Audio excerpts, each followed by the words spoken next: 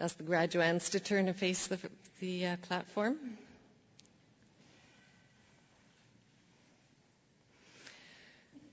Good morning, ladies and gentlemen, and welcome to Spring Convocation 2010. We're fortunate today to have His Honour, the Lieutenant Governor of the Province of Saskatchewan, Dr. Gordon Barnhart, with us for Convocation. In a moment, I will announce His Honour's entrance. And once His Honour is at his seat, the orchestra will play the Royal Salute. The Royal Salute comprises excerpts from God Save the Queen and O Canada. Please do not sing to the Royal Salute. But following the salute, you are invited to join Courtney Willock, our vocalist, in the singing of O Canada. And after that, will you please remain standing for the invocation. Ladies and gentlemen, His Honour, the Lieutenant Governor of the Province of Saskatchewan, Dr. Gordon Barnhart.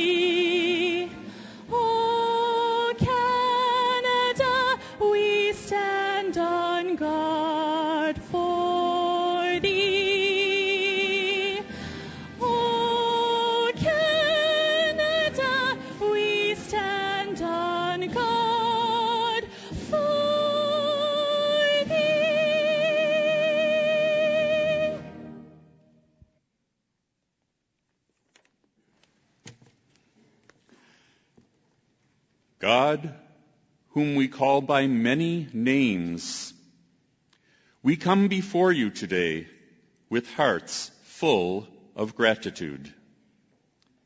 Thank you for giving these graduates the strength to learn and discover, and for being with them on their educational journeys.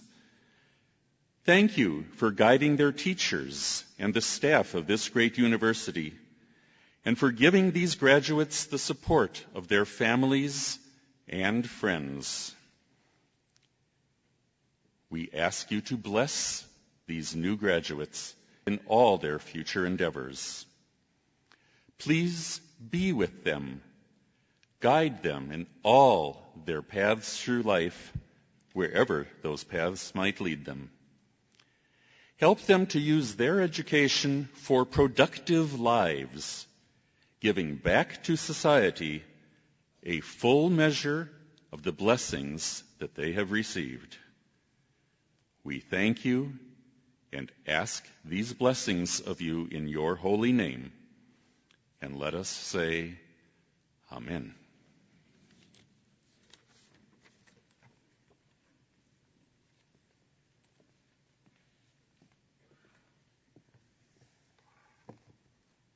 Would you please be seated?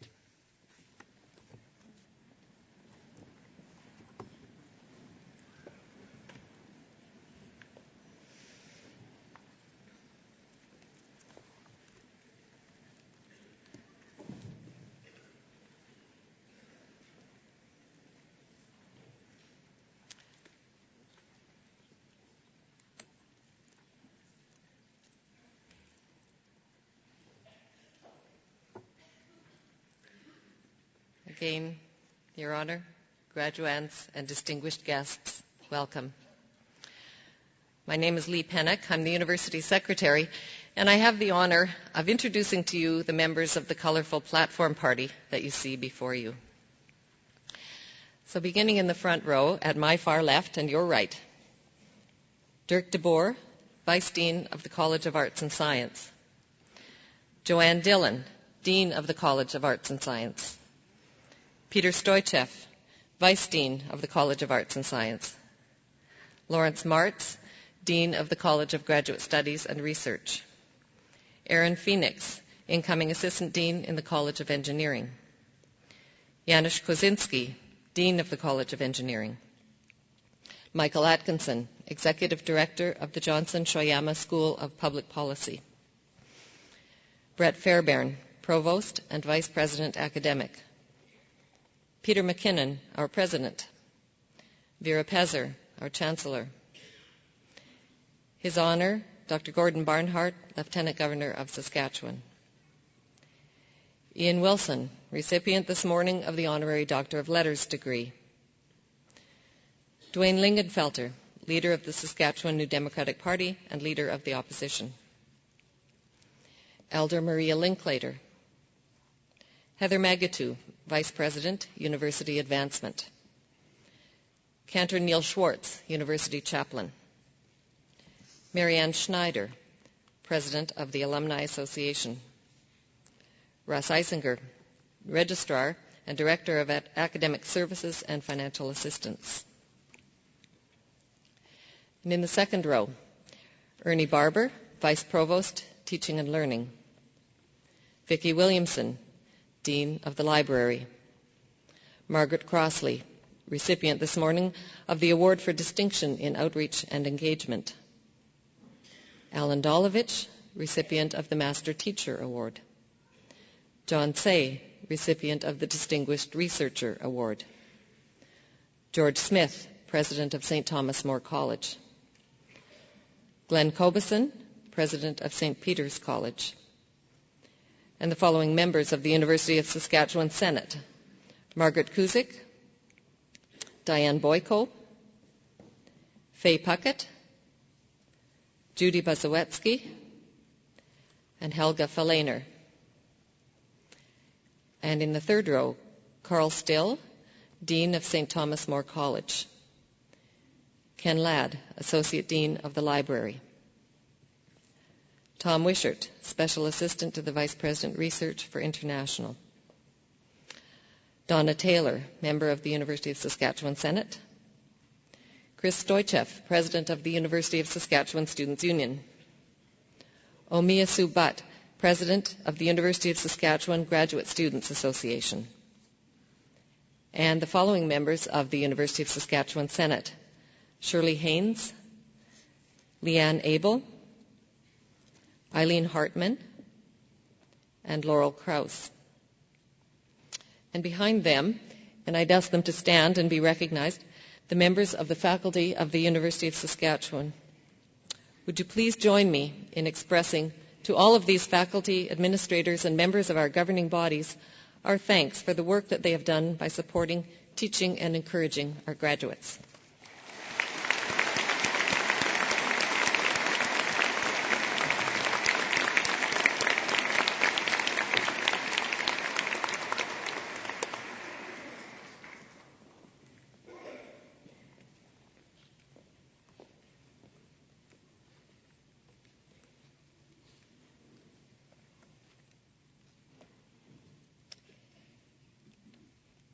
Eminent Chancellor, on behalf of the Senate, I present to you Ian E. Wilson. Ian Wilson was born in April 1943 in Montreal, Quebec, and he obtained his master's degree from Queen's University in 1974. As the first librarian and archivist of Canada from 2004 to 2009, he was instrumental in the amalgamation of the National Library of Canada and the National Archives of Canada into Library and Archives Canada. In 2009, on the occasion of his retirement from this post, the Government of Canada gave him the unusual distinction of naming him Emeritus. After graduation, Ian Wilson began his career at Queen's University Archives in 1967. He relocated to Saskatchewan and became its provincial archivist from 1976 to 1986, serving a term as chairman of the Saskatchewan Heritage Advisory Board. His Saskatchewan connections were further strengthened when he met, employed and married Ruth, a graduate of the University of Saskatchewan. And Ruth, we're delighted that you're able to join us on this very special occasion. Ian Wilson later moved to Ontario and was appointed the Archivist of Ontario in 1986, holding that position until his appointment as National Archivist of Canada in 1999. Throughout his career, Ian Wilson has been involved with several organisations and activities aimed at furthering the development of archival institutions across Canada.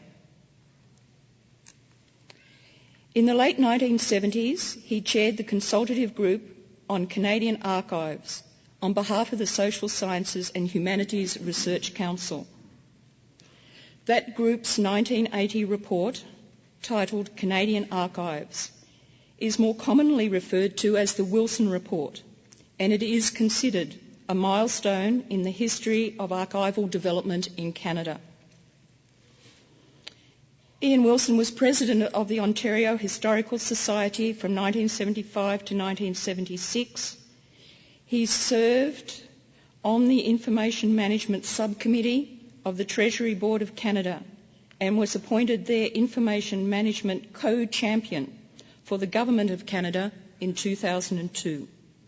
And in September 2000, he was elected Vice President of the International Council on Archives.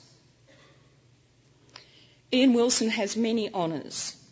In recognition of his contribution to Canadian archives, he was awarded an Honorary Doctorate of Letters from York University in 2001, and in 2003 he was honoured by the Government of France.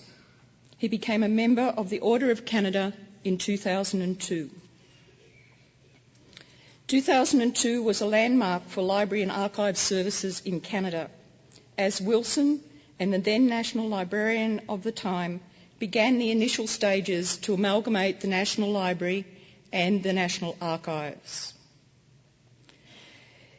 Together, they led the process to create a new institution that could address the rapid changes in the delivery of library and archival services in Canada, services that have become increasingly similar with the advancement of digital technology. The process culminated with the establishment of Library and Archives Canada in 2004, and Ian Wilson assumed the post as the first librarian and archivist of Canada in July that year. In addition to his work in bringing to realisation the amalgamating National Library and Archival Services in Canada, Ian Wilson had also initiated several important ventures, including widespread access to early census data and the acquisition of the entire Peter Winkworth Rare Art Collection in 2008. Ian Wilson retired from his position as Librarian and Archivist of Canada in 2009. but his role has continued with continuing and important professional contributions. In retirement, Ian Wilson is very active, pursuing long-standing causes and passions, but in the new context of a digital age. He is now working with the University of Waterloo in establishing the Stanford Institute, an innovative think tank focused on important digital media in the modern society. He continues as President of the International Council of Archives, and indeed he goes on from Saskatoon to travel to Seoul, Korea, where he will chair meetings of the Council later this week. I'm also pleased to know that Ian will travel to my native land of Australia later this year, where he will deliver the prestigious White Memorial Lecture at Monash University on the theme of arts and human rights. During a long professional career, Ian Wilson has been focused on safeguarding the integrity of Canada's public records, while at the same time encouraging Canadians to use and to learn from them. His contributions to librarianship, archival studies, the humanities and social sciences, governments, and indeed the people of Canada are many and varied. He has set high standards of professional practice, been innovative in his approach, and exercised leadership in the effective stewardship of Canada's national memory and cultural heritage. Eminent Chancellor, I present to you Ian Wilson and ask that you confer on him the degree of Doctor of Letters, Honoris Causa. By virtue of the authority vested in me by the legislature of the province, and with the consent of the Senate of this university, I admit you to the degree of Doctor of Letters, Honoris Causa, and invest you with all the powers, rights, and privileges pertaining thereto.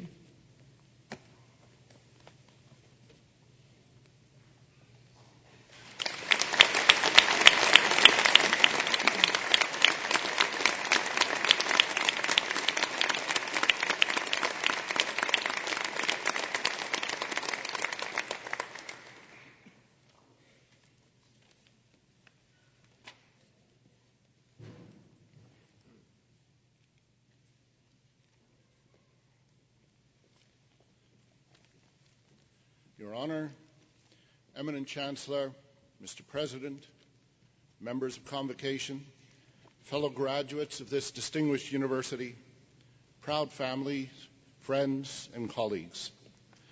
First, allow me to extend sincere congratulations to the graduating class and their families, recognizing the extraordinary effort, the discipline, and the commitment which culminate in this ceremony today. The graduates are deserving of high recognition, but each of us has been encouraged, supported, and sustained by a vital network of family and friends in wrestling with the pressures and tensions of student life. On behalf of my fellow graduates today, I thank each of you for your encouragement and confidence. I hope you take justifiable pride in what your graduate has accomplished. It is a profound honour for me to be part of this convocation. Over the decades in Saskatchewan, in the Ontario and federal governments, I've had the opportunity to work with many others who share vivid memories of this university. There is a deep sense of community amongst University of Saskatchewan graduates. As you enter upon your careers, providing leadership to Canada in many fields, I trust you will be as proud to be identified with this university as they have been. Dean Vicki Williamson, your very kind words and generosity of spirit in associating me and with me, Library and Archives Canada, and archivists and librarians across the country with the University of Saskatchewan are deeply appreciated. The initiative to preserve key records in this province had its origins here at the university. Dr. Arthur S. Morton, distinguished historian of Western Canada, described an effort which began in 1922 by the History Department to gather oral history of a then disappearing pioneering generation. He recounted regular meetings of several historians and a stenographer with, quote, an old-timer present. He said, we all sit around and smoke and ask questions about the early days, and after a while the old-timer's tongue is loosened and he tells us of things that happened while the typist takes it down in shorthand.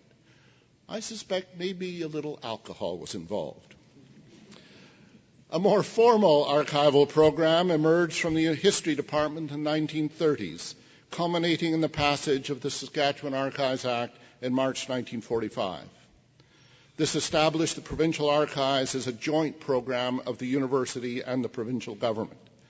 While other provinces lagged in establishing provincial archives, and while those that had been established focused on official records and political history, the Saskatchewan Archives took another approach, defining their interests in 1948 as, quote, the concept that the only valuable records are those which tell of cyclones, floods, hangings, first things, biggest things, and similar unusual phenomena is still too common.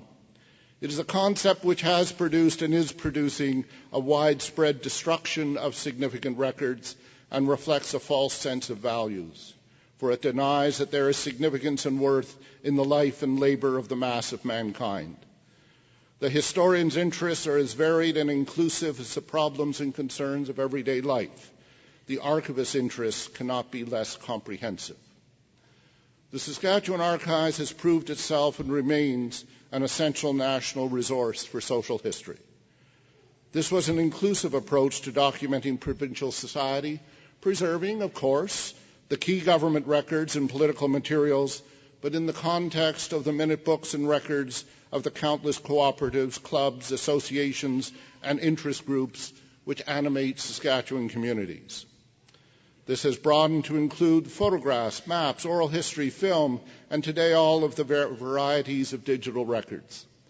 This legislation provided the model for other provinces for decades, and the association with the university gave the archivist political independence to document all aspects of the political spectrum. The Archives Act, passed in March 1945, was amongst the first pieces of legislation passed by the new CCF government of Tommy Douglas, elected in June 1944. I agreed with this priority, but I had to ask Tommy Douglas one day why this was a priority for his government, newly elected, a huge agenda. Why did they take time to pass an Archives Act? He told me that in the days following that election in 1944, the outgoing government burned all its records in bonfires behind the legislative building. When his government took office, there were simply no records in any of those offices. In a democratic society, records are fundamental to accountability, and Premier Douglas wanted to ensure that could not happen again. The archival record has many uses, some legal, some cultural, and some just engaging, as we explore the origins of everyday things. From the university archives, I learned that in 1910, 100 years ago, the first students in arts and science were just completing their first year of studies. They paid fees that year of $30. May have changed a bit. That summer, Prime Minister Wilfrid Laurier laid the cornerstone of the college building, now magnificently restored as a National Historic Site. And for those first students, as for you, the records of the registrar maintain marks and the vital proof you're going to need of graduation. The records of professors and graduate theses are eloquent in demonstrating the university's vital contribution to research.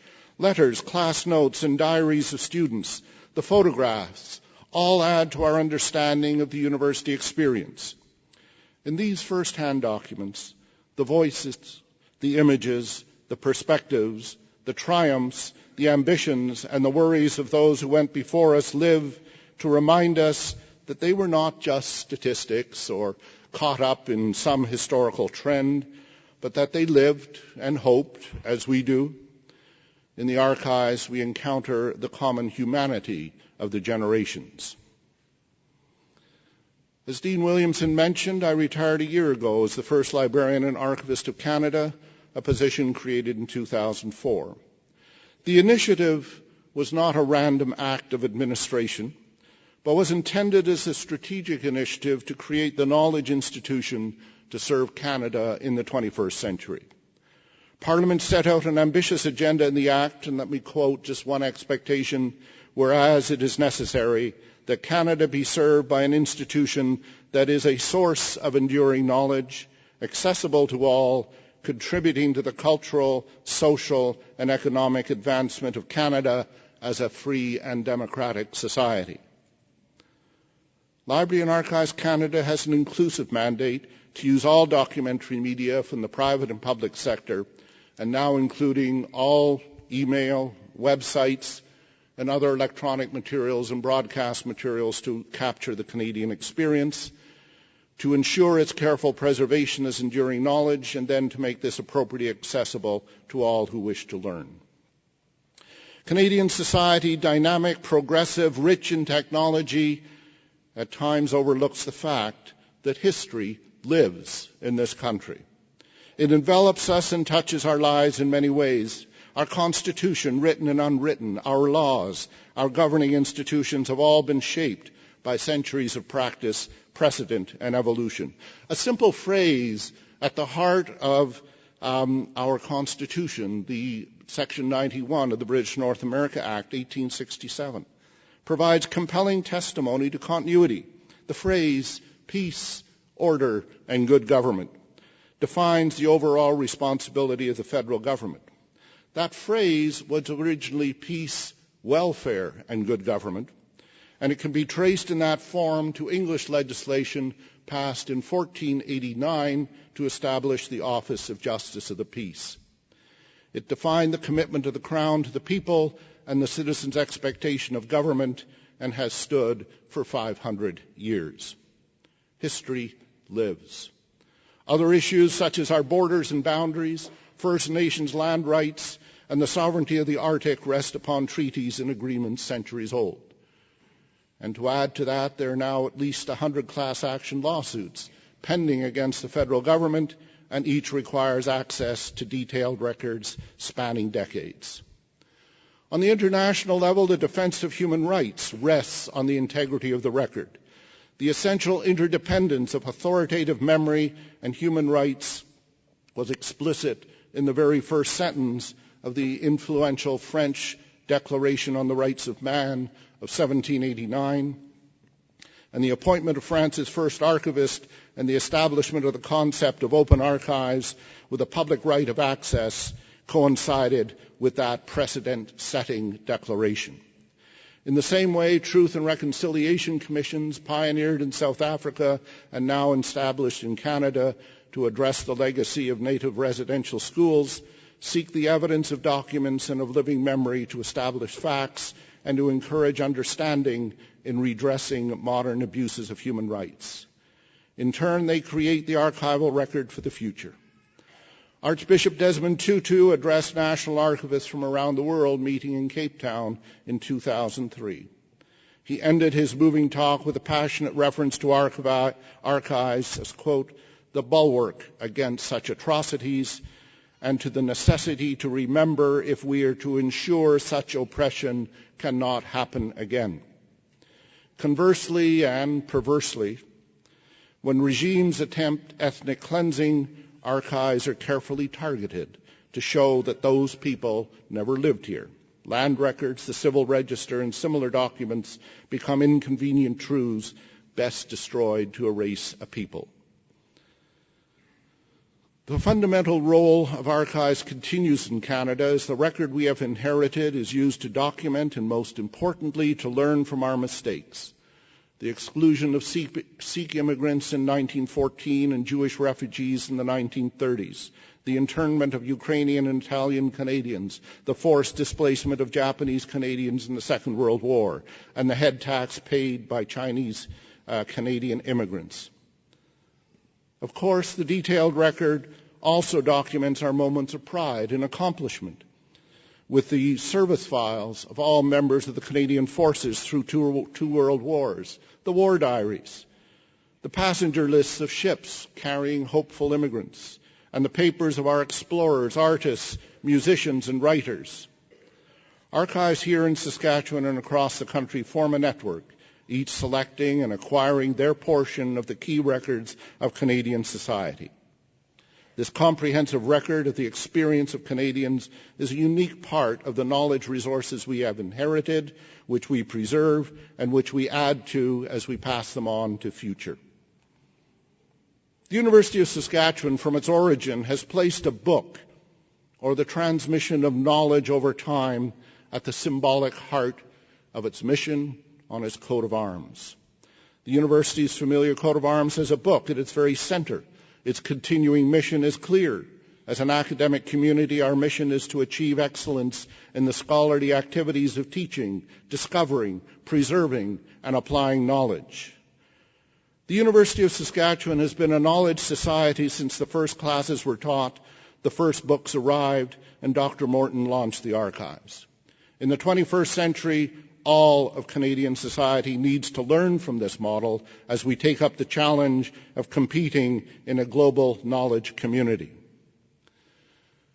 I recall being astounded in my first week on my first job at Queen's University on the circulation desk of the library.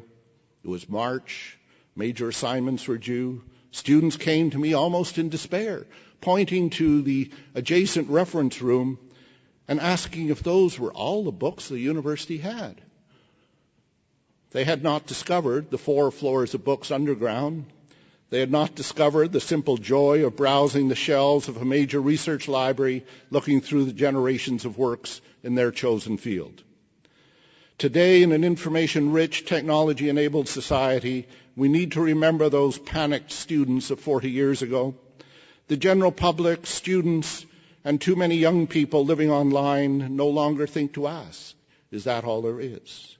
They assume that anything of relevance is already online, as though the knowledge universe were born just a decade ago. In fact, for Canadian print materials, the best estimate is less than 4% of Canadian print materials are currently online. And for our national multimedia knowledge resources that collectively constitute Canada's documentary heritage, substantially less than 1% is online, despite the cumulative efforts of major institutions. In recent polling, 95% of Canadians indicated they expect online access to their library and archival resources. Less than 30% indicated they were satisfied. Canada leads the world in providing multimedia mobile technology, and we have invested heavily in broadband access.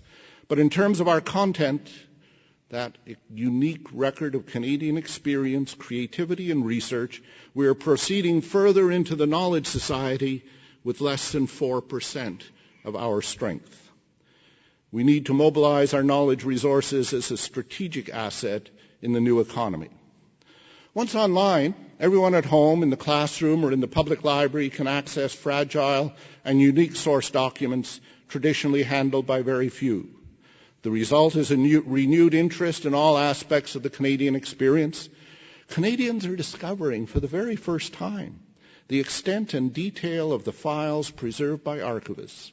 History shifts from the general to the individual as students find the full service files of their predecessors as students whose names are commemorated on the cenotaph in the town square. History becomes first-person singular as genealogists study family and community. With the website La Nouvelle France drawing on many institutions here and in France to make available the full administrative records of New France, we went beyond just a research site to, in effect, reconstitute the documentary heritage of a nation, a documentary heritage sent in many directions in 1763. Canadian film and sound recordings are becoming available, and huge maps can be studied and compared in detail online. In the process, the rare books and unique archival documents, like those gathered by Dr. Adam Short and then made available to the new University of Saskatchewan as the foundation of its Canadiana collections, are being transformed from the least accessible heritage resource to the most accessible, all the while protecting the originals from excessive use.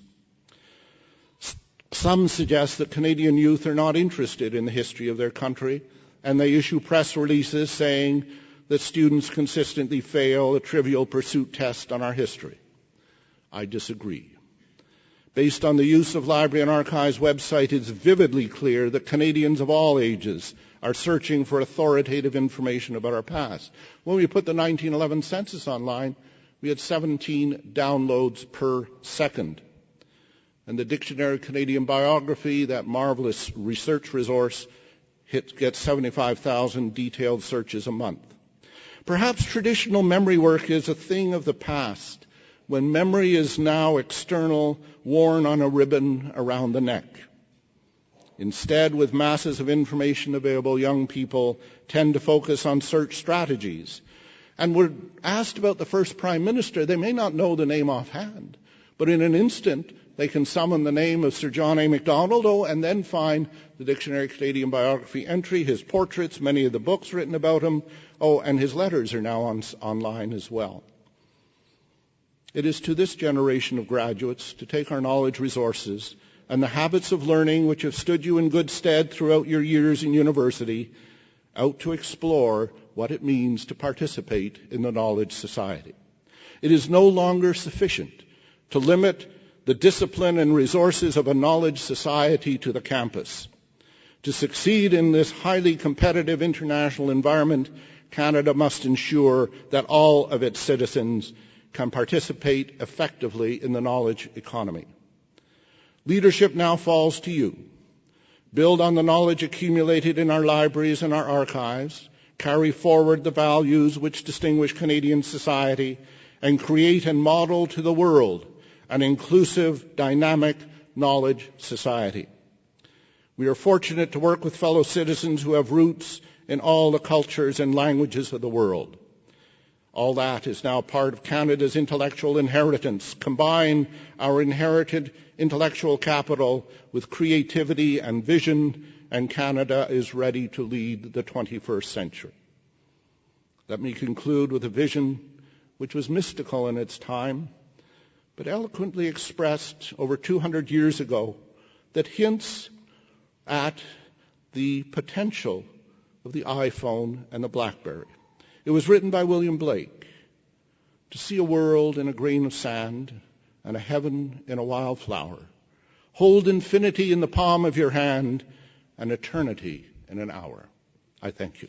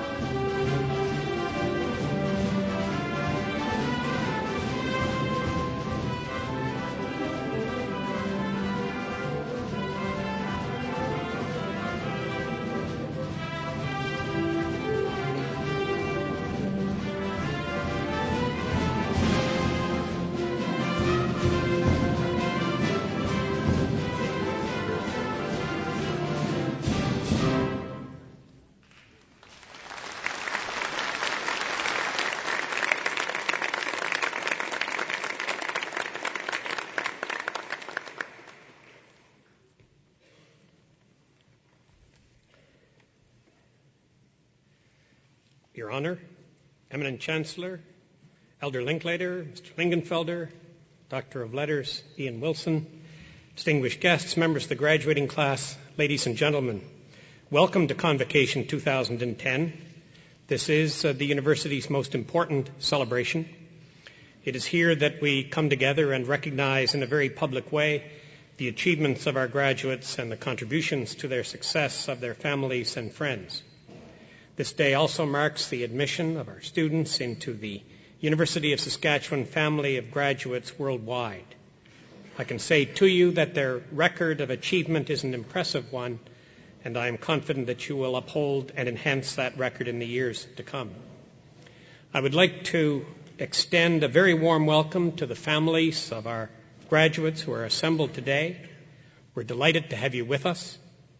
You have shared the joys and hardships of your graduate in his or her journey leading to the success that we mark today. We share your pride, and we thank you very much for being here. I hope that as you receive your degrees today, you are reminded that you are not simply newly hooded holders of bachelor's, master's, or doctoral degrees. I hope that you are reminded that your degrees mark your belonging to an intellectual tradition that has its roots in the timeless values of the Academy. In their reflections on the role of universities in the 21st century, an international body of prominent leaders identified those values in these words: in a society of shifting goals and uncertain values, the university must stand for something more than accurate data and reliable information, more even than useful knowledge and dependable standards. The university is the custodian, not only of knowledge, but also of the values on which the knowledge depends, not only of professional skills, but of the ethical obligations that underlie those professional skills, not only of scholarly inquiry, disciplined learning, and broad understanding, but also of the means that make inquiry, learning, and understanding possible. In its institutional life and its professional activities, the university must reaffirm that integrity is the requirement, excellence the standard, rationality the means, community the context, civility the attitude, openness the relationship, and responsibility the obligation upon which its own existence and knowledge itself depend. Excellence, rationality, community, civility, openness, and responsibility. Strong values for universities, strong values for our graduates. Established in 1908, the College of Arts and Science is the oldest college at the University of Saskatchewan. Its enrollment has grown from the 70 students who first attended classes in the Drinkle Building in downtown Saskatoon in 1909 to about 8,000 today. With nearly 40% of the total student population of the university, Arts and Science is the largest and most diverse college on campus, offering programs in the fine arts, humanities, social sciences, and natural sciences. The college is home of what for centuries has been known as liberal education. It refines and nurtures vital skills and talents. We need creative thinkers. We need people who are comfortable with decisions in a wide context. We need people who can communicate, reason, create, write, and speak. In short, we need leaders, and liberal education nurtures leadership. The College of Engineering, too, was among the university's early faculties. Founded as a School of Engineering in 1912, its first dean, C.J. Mackenzie, set the standard for what we regard with pride as one of Canada's best engineering programs. By the way, Dean Mackenzie also designed and built Saskatoon's unique and beautiful Broadway Bridge, an early example of the many connections between our university and the city that is our home. His successors in the dean's office, on the faculty, and their students to this day have reflected the proud origins of the college, a pride that is shared by all of us at the University of Saskatchewan. Our graduates in Arts and Science and in Engineering are joined this morning by the graduates of two of our new graduate programs, the School of Environment and Sustainability and the School of Public Policy. The concept underlying these schools is the recognition that there are areas demanding university study and scholarship that are not addressed systematically and sufficiently in department-based programs. The School of Environment and Sustainability emphasizes the integrative nature of environmental challenges and the benefit of interdisciplinary understandings of those challenges. And the School of Public Policy is a joint initiative of the University of Saskatchewan and the University of Regina, which provides students with a full spectrum of public policy and public administration education. When I reflect on the many dimensions of university life, the most prominent image that comes to mind is the one before me now. Row upon row of gowned students awaiting the symbolic transfer of your hoods from across your arms to around your heads and shoulders. And the rest of us on this stage and behind and above you in the audience of this great hall, bearing proud witness to the transfer. The symbolism is rich in meaning. On one side of the ledger are the opportunities that are available by virtue of the newly awarded degrees. And take it from me, 40 years after I sat where you now sit, the opportunities are many and wonderful. On the other side of the ledger is the responsibility associated with your success. It is not always explicit, it is not always acknowledged, but it is always present, and it boils down to this, the responsibility to use your degrees to serve others. But for today, we join you in celebrating your achievements to date. I know that your achievements represent thoughtfulness, determination, struggle, and a fair measure of anxiety. But you are here, and you deserve to be. Warmest congratulations, and very best wishes for the future. Thank you very much.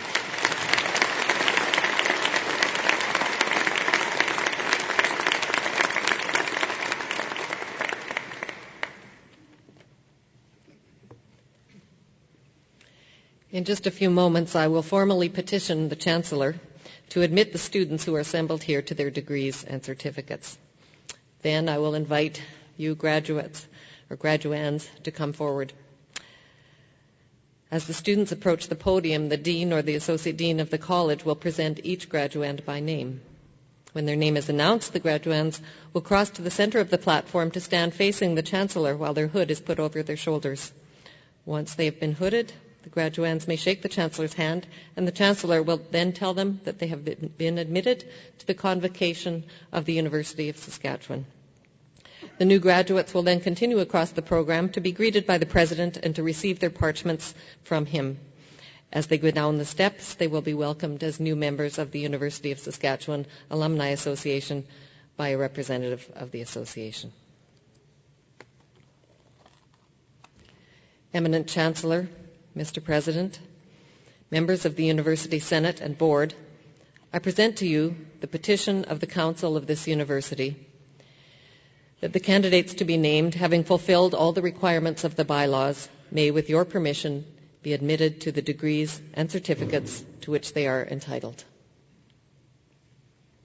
By virtue of the authority vested in me by the legislature of this province, and with the consent of the Council of this university, I consent to admit you to the degrees and certificates to which you are entitled, and to invest you with all the powers, rights, and privileges pertaining thereto.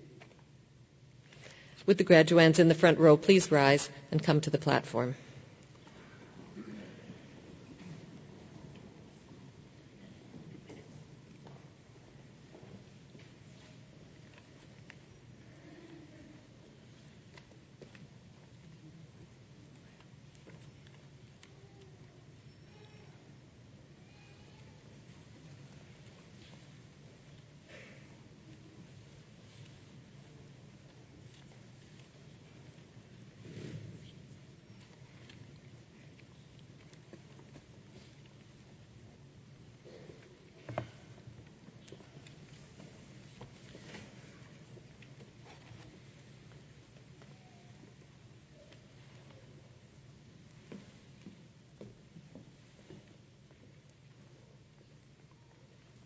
Eminent Chancellor, on behalf of the Faculty of Arts and Science, I present to you these scholars from the College of Arts and Science and ask that you will confer on them the degree of Bachelor of Arts, 3-year.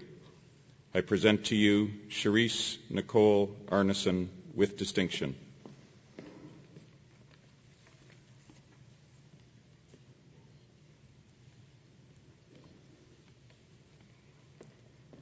Dennis Wilfred Bainbridge with great distinction.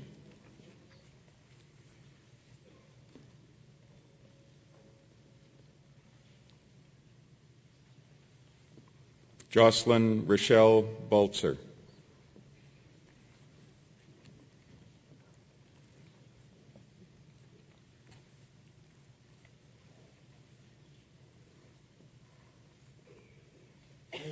Shauna Ann Bryant.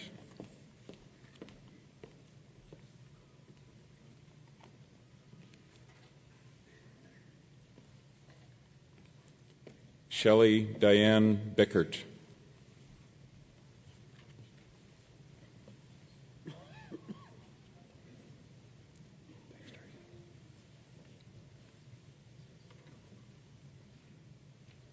Darcy Clayton Coulineur.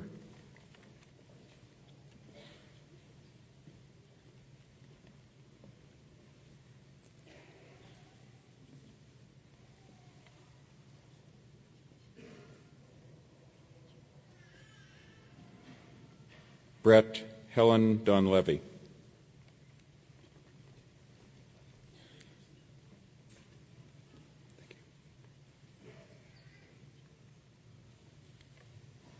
Tyler Boyd Dovell.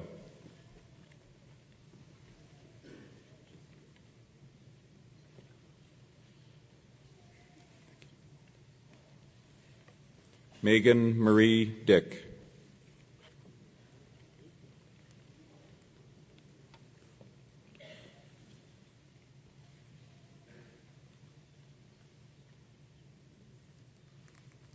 Heather Madeline Ellis.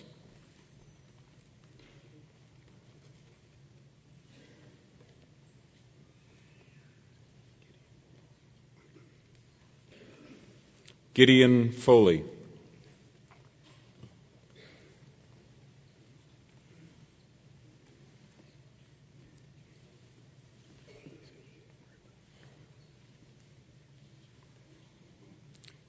Justin Gerard Gribba.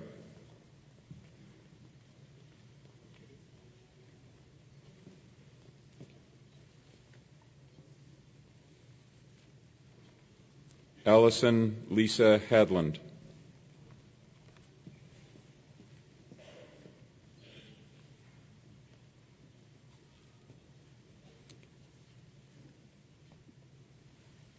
Thomas Vernon Hovland.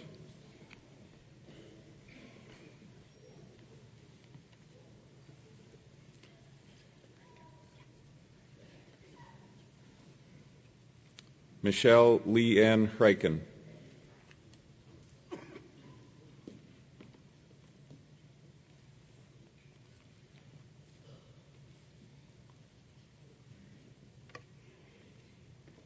Charles Demetrius Huerto.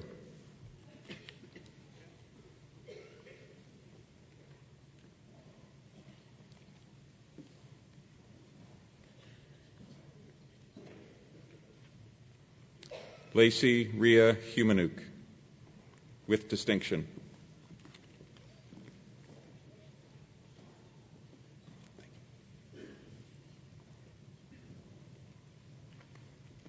Jeanette Elise Kennard.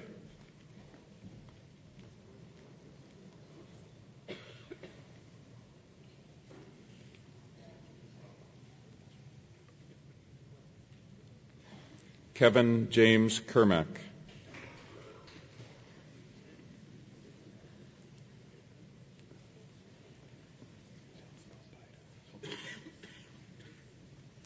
Christopher Randall Colbita.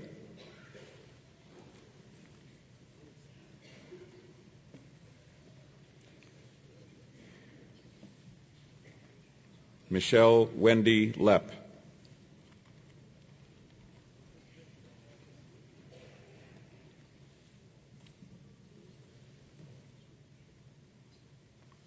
Kirsten Leslie McEwen.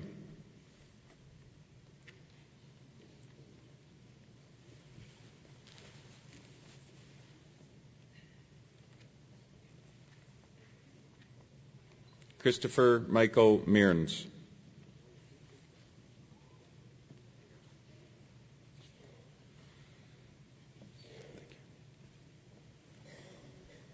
Jennifer Naomi Morgan.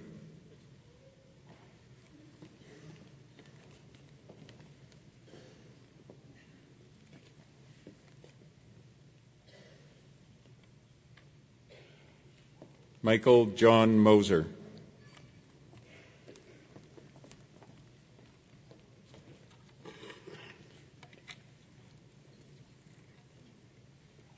DJ Whitney Mountford.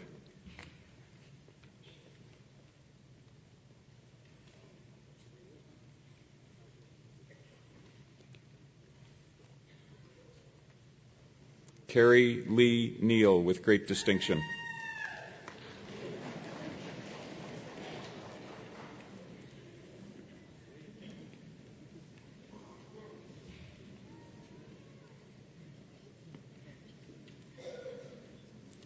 Akira Leanne Hansen Peters with great distinction.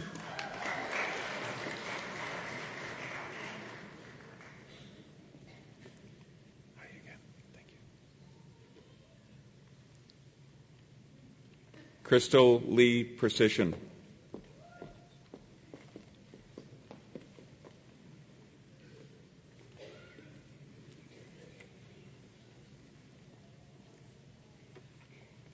Roland Matthew Stark.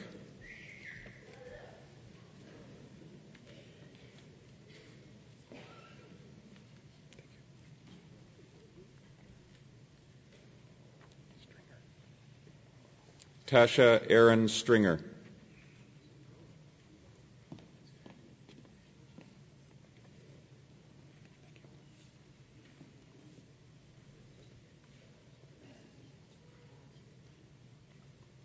Angelica Justin Thompson.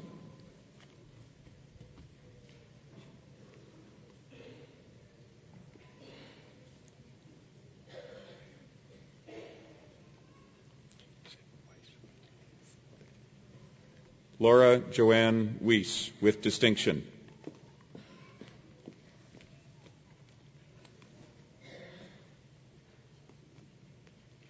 Please join me in congratulating the recipients of the degree of Bachelor of Arts 3-year.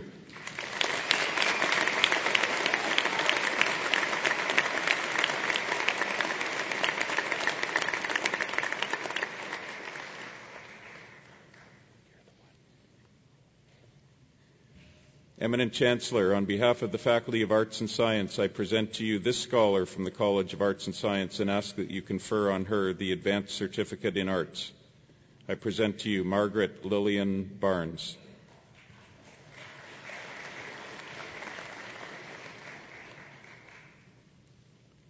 Please join me in congratulating the recipient of the Advanced Certificate in Arts.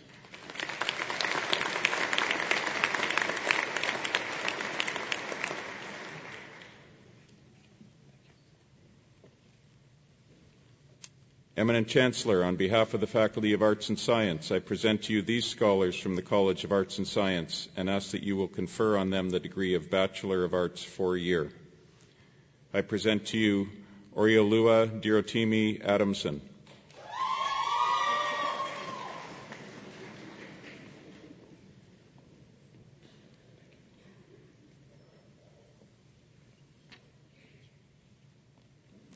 Christine Emily Alexander.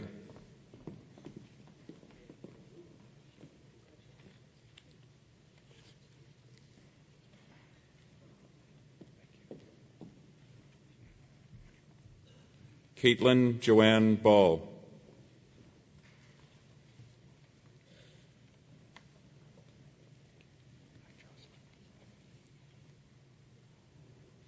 Jocelyn Erica Beaton with distinction.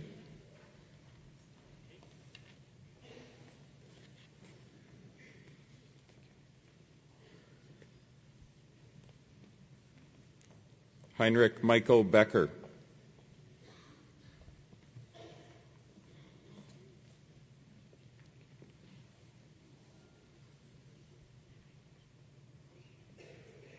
Brandy Lynn Bergen.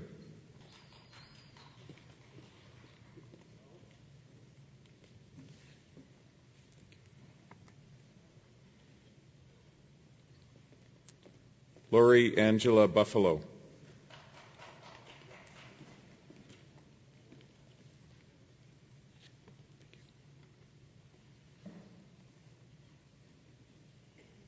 Christopher Jarrett Carriere.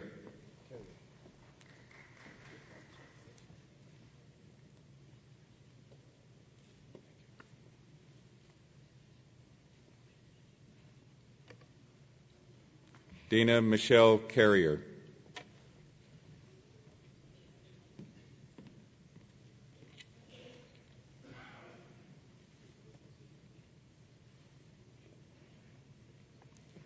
Lori Catherine Couture.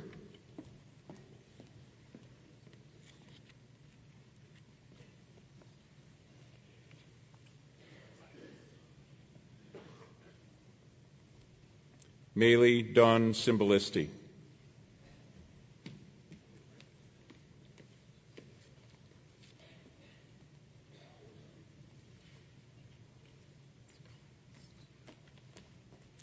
Class Mark DeYoung.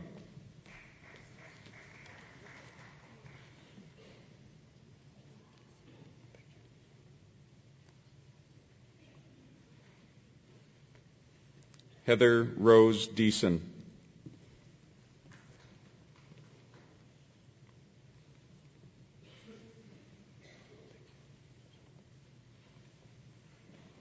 Gary Richard Dixon.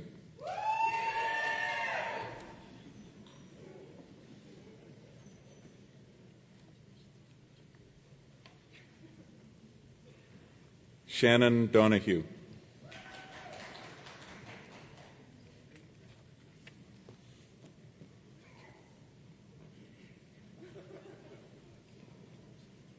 Jillian Melissa Frick with great distinction.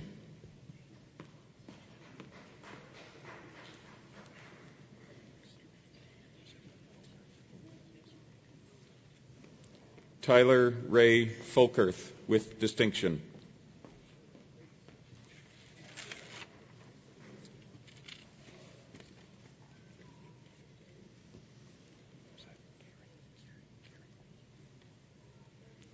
Ryan James Gearing with distinction.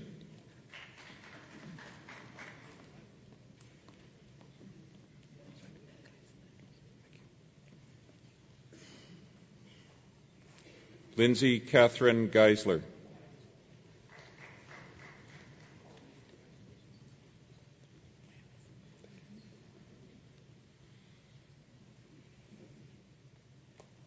Lindsay Ann Graves.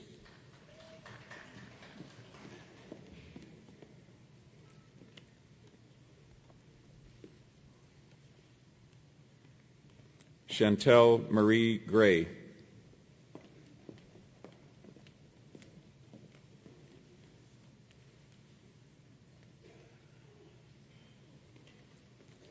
Jennifer Desiree Guillaume.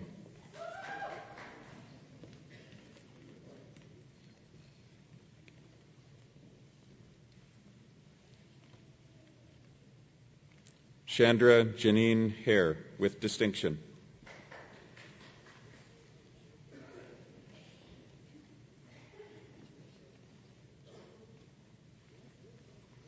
Kristen Kimberly Harmon.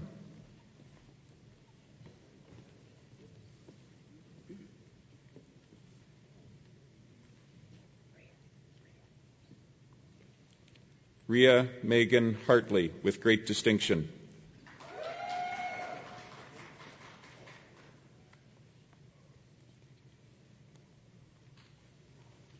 Kelly Ray Hood.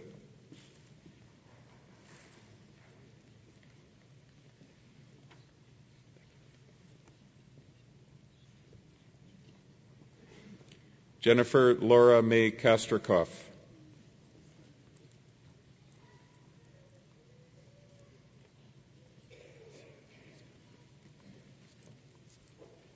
Andrew Scott Kindred.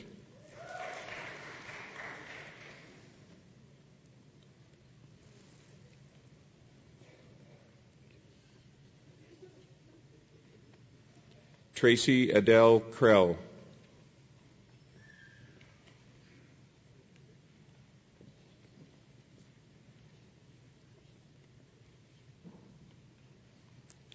Carla Louise Lawson with great distinction.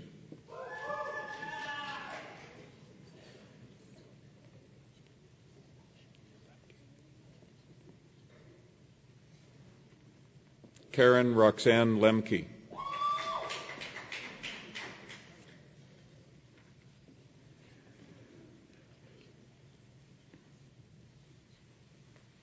Erin Kathleen Lemke.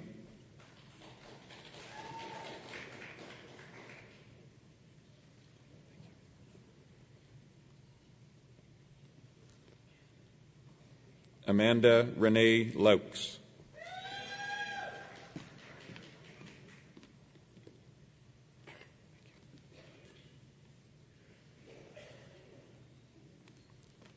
Lawrence Edward Flannery Nixon.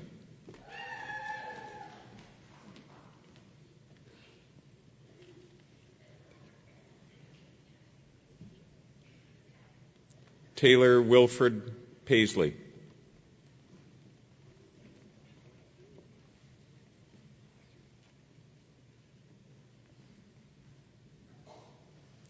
Maximilian Alexander Polzer with great distinction.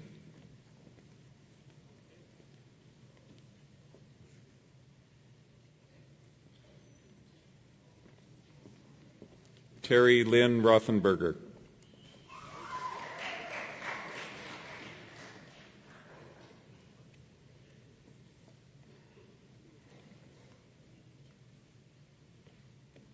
Jenna Domenica Sartoris.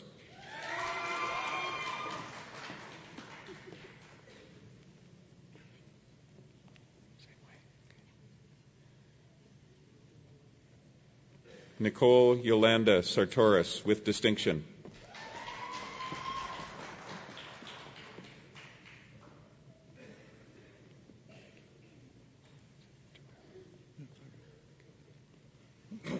Christopher Tyrell Standing.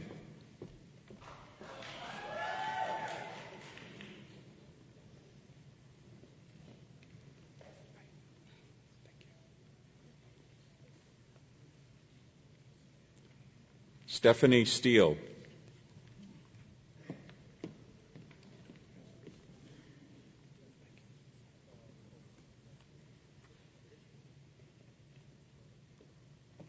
Pamela Faye Thomas.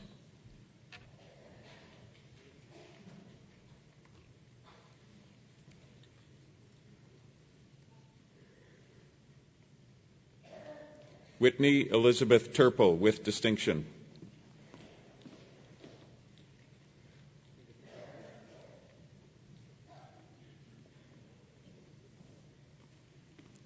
Mark Alexis Vandenhoeven with great distinction.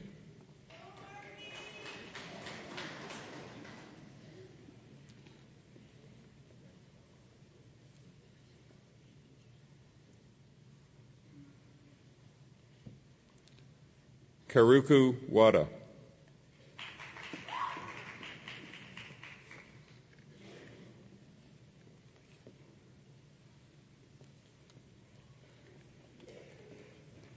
Anna Eileen Weiner.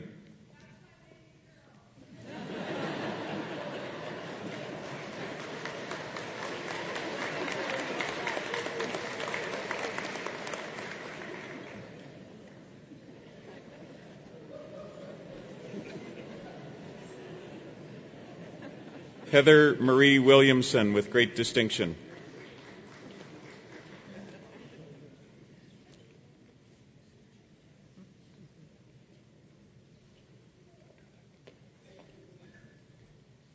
L'Oreal Renee Wunderlich with distinction.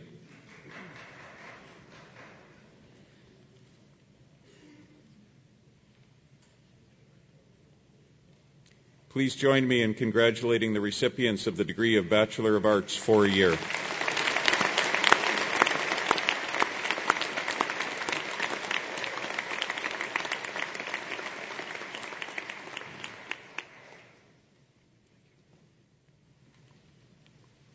Eminent Chancellor, on behalf of the Faculty of Arts and Science, I present to you this scholar from the College of Arts and Science and ask that you will confer on him the Honours Certificate in Arts. I present to you Stephen James Espy.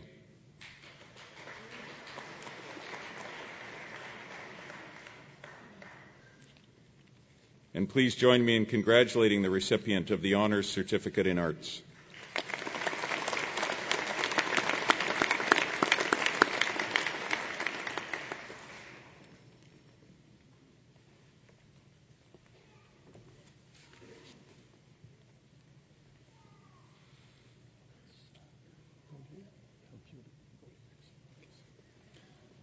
Eminent Chancellor, on behalf of the Faculty of Arts and Science, I present to you these scholars from the College of Arts and Science and ask that you will confer on them the degree of Bachelor of Arts Honours.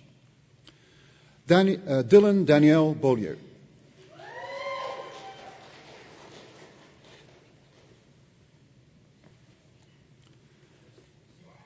Ambika Chokla.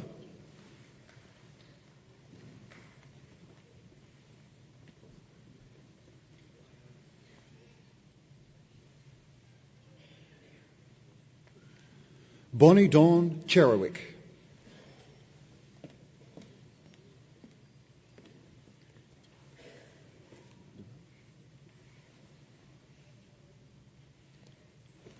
Andrea Jane DeRoche. High honors.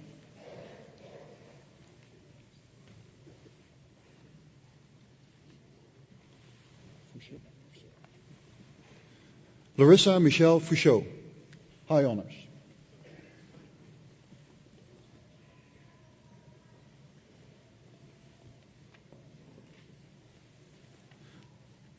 Robert Benjamin Fawcett. High honors.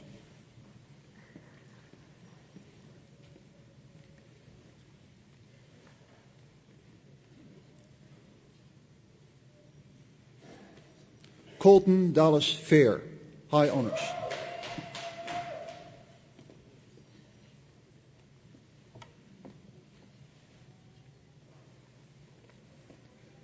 Gabriela Elizabeth Fuentalba. High honors.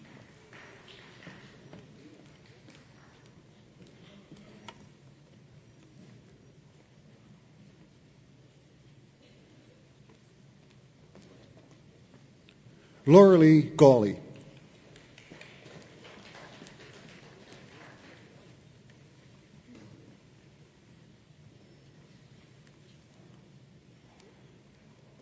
Daniel Mikhail Grelian.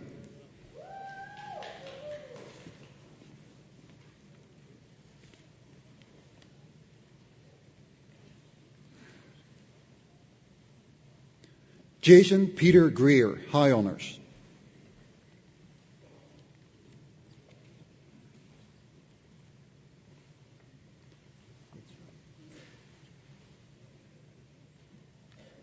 Sarah Elizabeth Gritzfeld. High honors.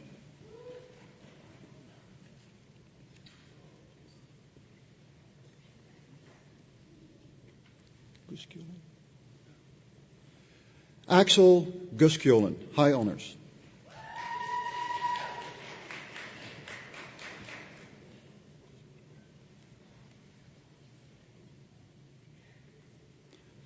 Jason Edward Frank Hagel.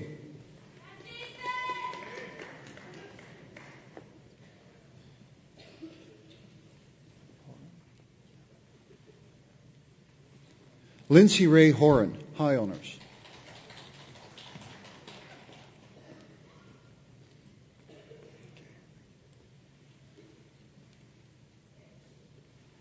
Kelsey Marie Jakovsky.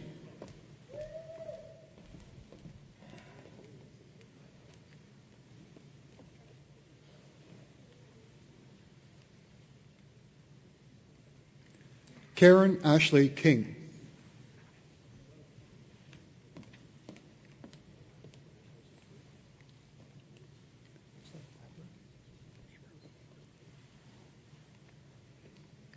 Alexander Abram Klassen.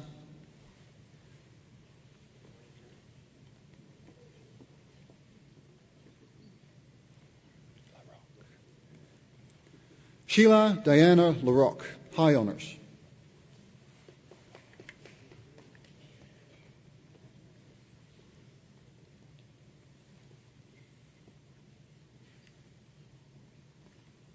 Travis James Lingenfelter.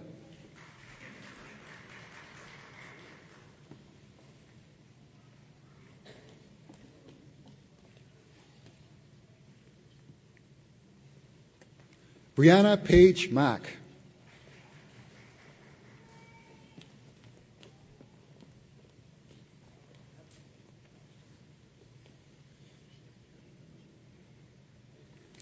Bruce Peter McLennan.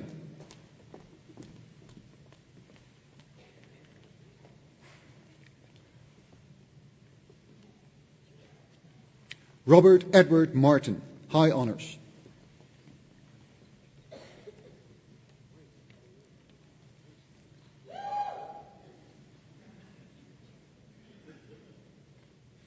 Chloe Ann Helene Miller.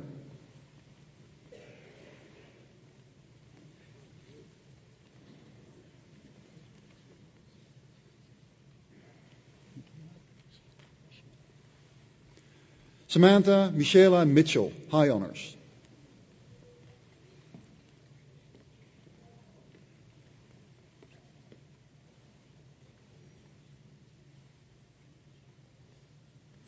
Kara Lee Owens.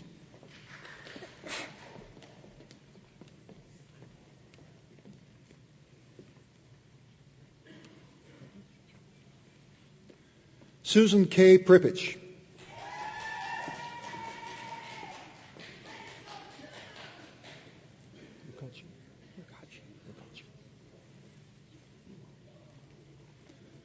Benjamin Cole Ricocci, high honors.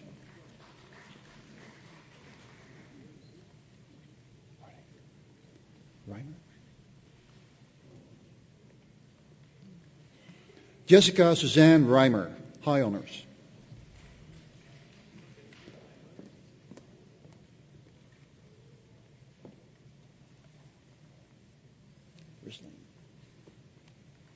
Christina Ashley Risling.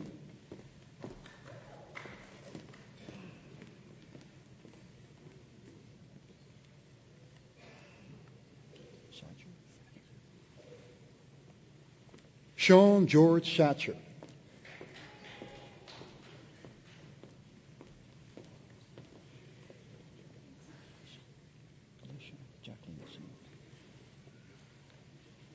Alicia Jacqueline Siminoff.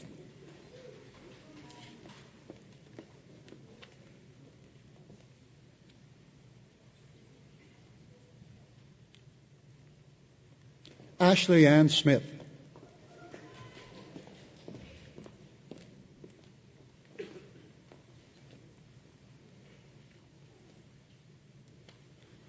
Luke Miles Snyder.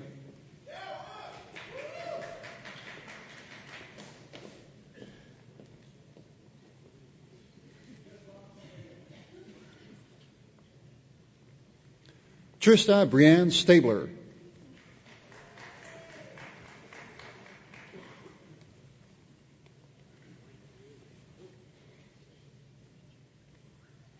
Justin Stevenson, high honors.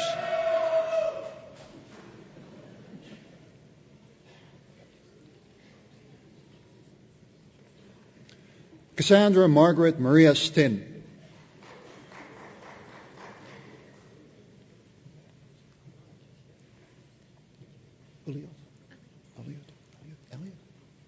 Nicole Leanne Elliott.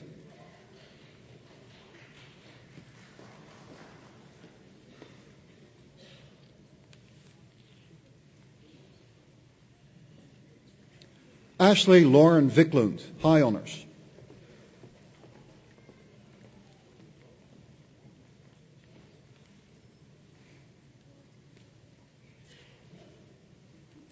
Corey Allen Waldner.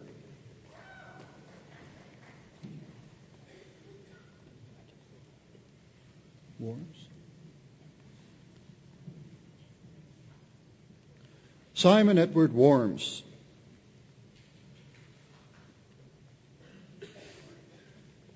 Thank you.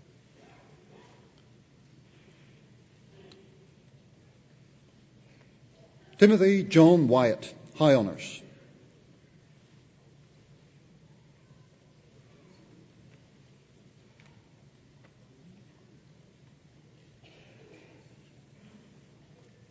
Please join me in congratulating the recipients of the degree of Bachelor of Arts honors.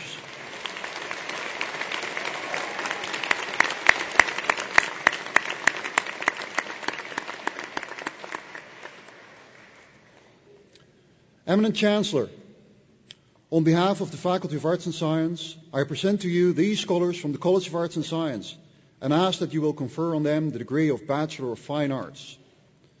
Byron Calvin Nadek. Distinction.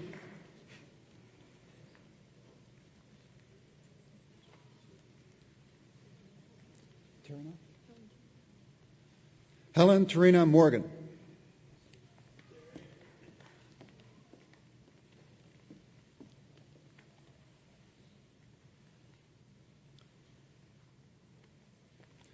Kintia Sophia Pahaturoglu.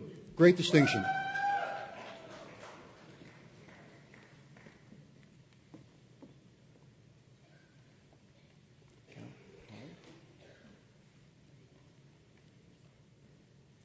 Callie Jean Sorensen. Distinction.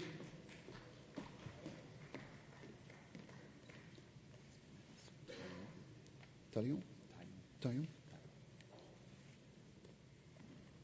Daniel Paul Taillon.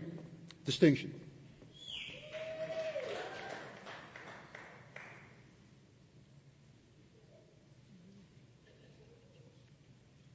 Please join me in congratulating the recipients of the degree of Bachelor of Fine Arts.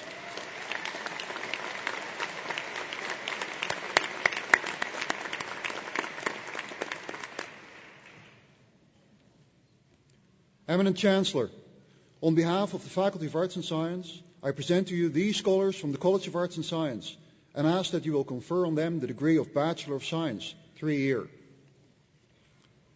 Kelly Ray McLean, great distinction.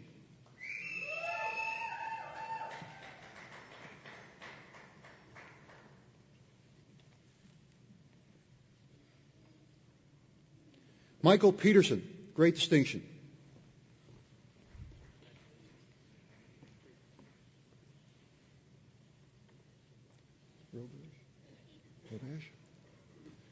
Marissa Kathleen Roberge.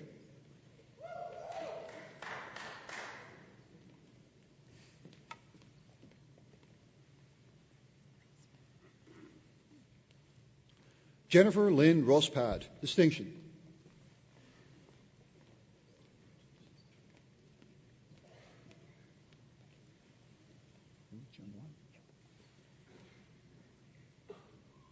Wee Chun Wan.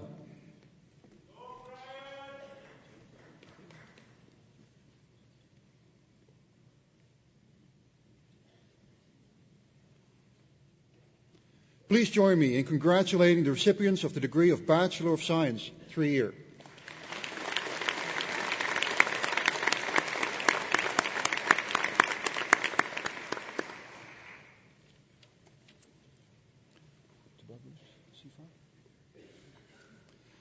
Eminent Chancellor, on behalf of the Faculty of Arts and Science, I present to you these scholars from the College of Arts and Science and ask that you will confer on them the degree of Bachelor of Science, 4-year.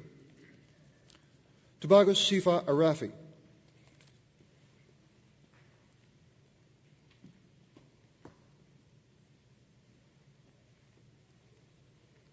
Lisa Marie Cook, great distinction.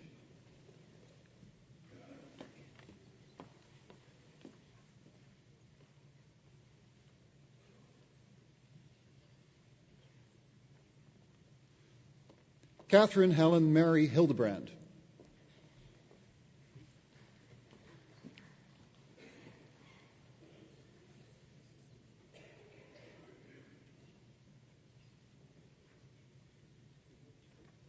Choi Kung Lee.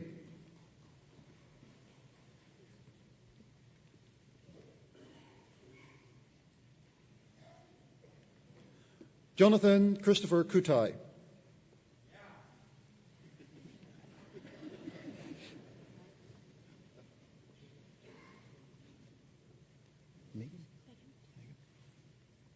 Megan Joanne Holman.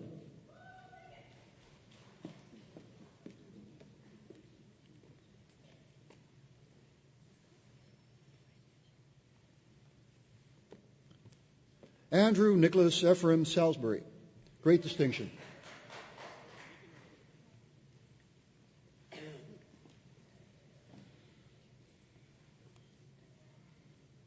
Marion Heather Thorpe. Great distinction.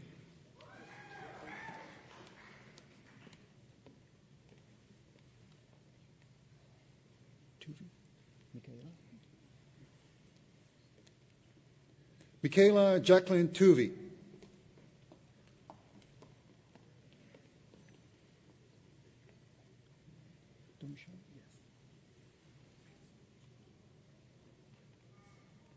Dongshun.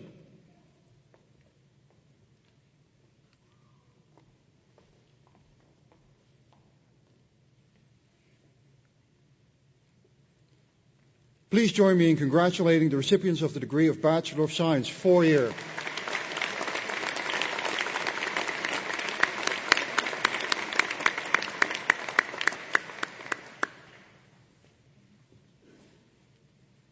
Eminent Chancellor, on behalf of the Faculty of Arts and Science, I present to you these scholars from the College of Arts and Science and ask that you will confer on them the degree of Bachelor of Science Honours.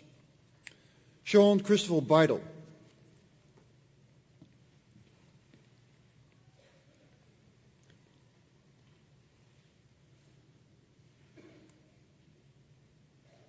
Jordan David Bolt.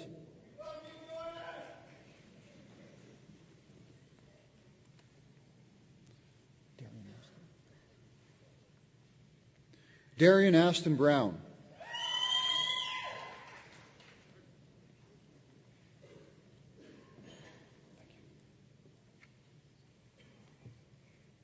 Christina Faye Calver.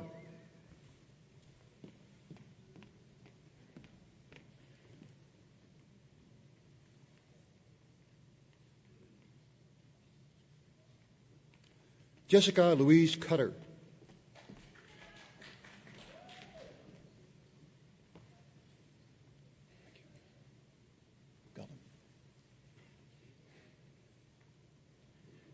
Tyler Michael Gullen.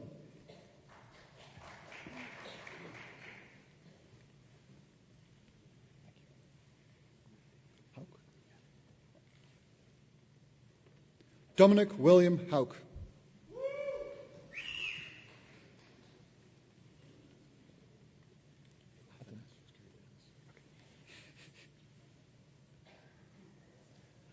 Athanasios Karaganis.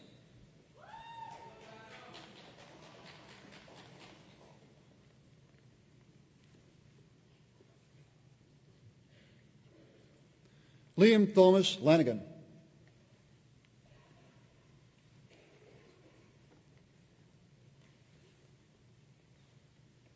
Brittany Brooke Lancer.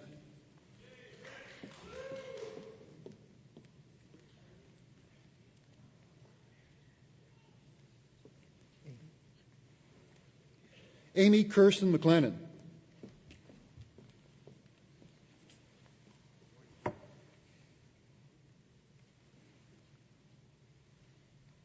Elizabeth Mariana Magnuson.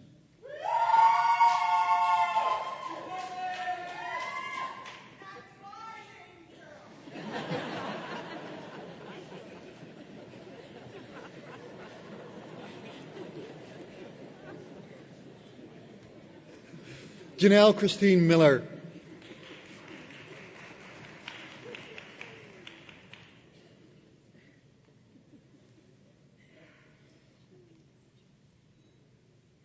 Erin Marie Molding.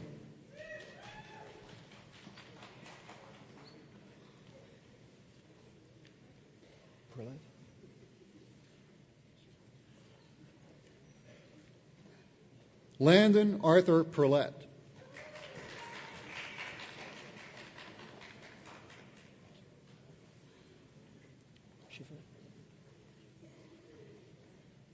Stephanie Regina Schiffer.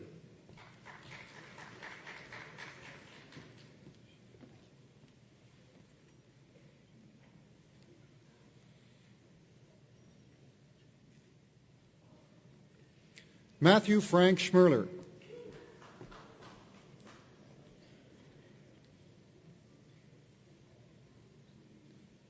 Jordan Bruce Steig.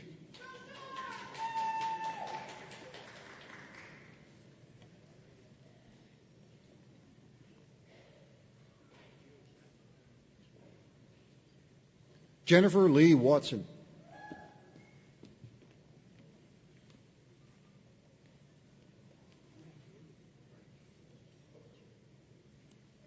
David Wood.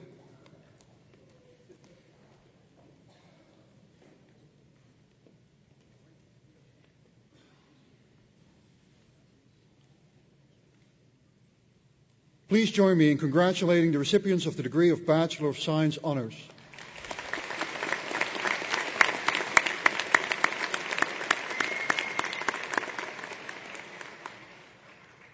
Eminent Chancellor, on behalf of the Faculty of Arts and Science, I present to you these scholars from the College of Arts and Science and ask that you will confer on them the degree of Bachelor of Music. Thomas Robert Davis, great distinction.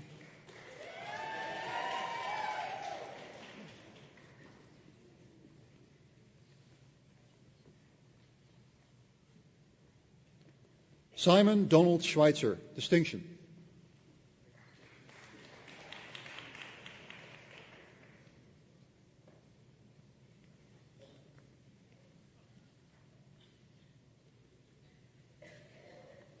Please join me in congratulating the recipients of the degree of Bachelor of Music.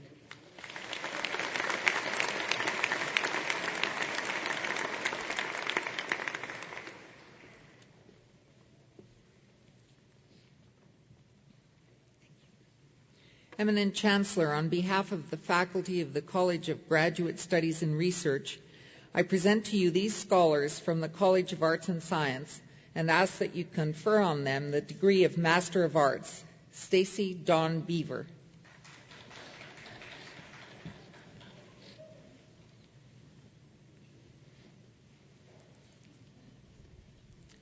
Amber Jean Franklin.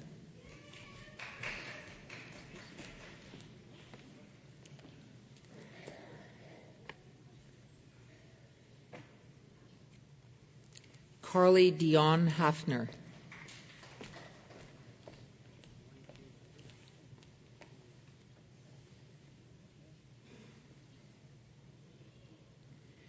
Victoria Ann Lamb Drover.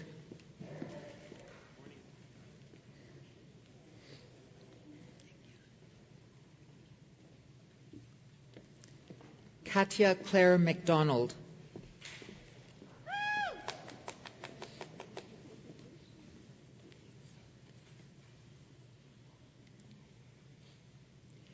Gregory Alfredo Espiritu Paltzer.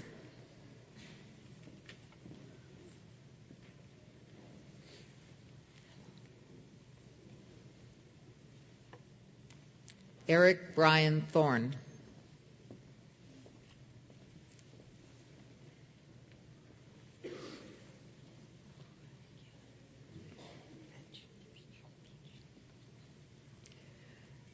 Lyndall Lorne Veach.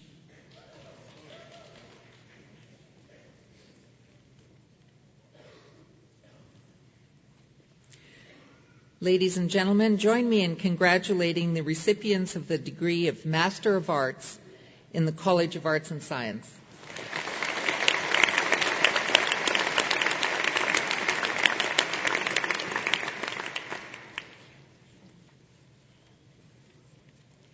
Eminent Chancellor, on behalf of the faculty of the College of Graduate Studies and Research, I present to you these scholars from the College of Arts and Science and ask that you confer on them the degree of Master of Music.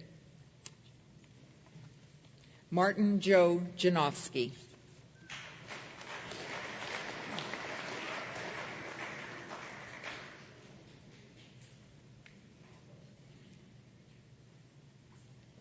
Ladies and gentlemen, join me in congratulating the recipient of the degree of Master of Music in the College of Arts and Science.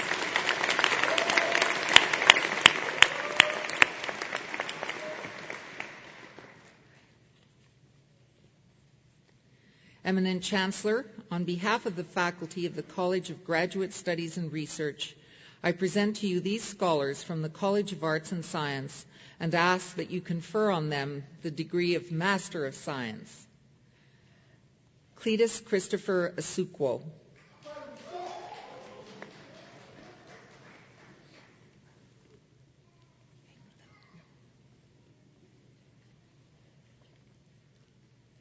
Heng Lu.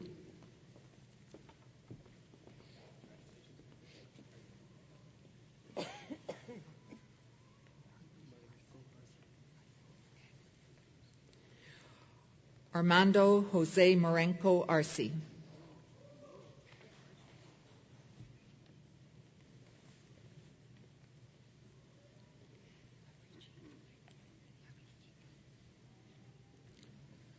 Octavian Mavriki.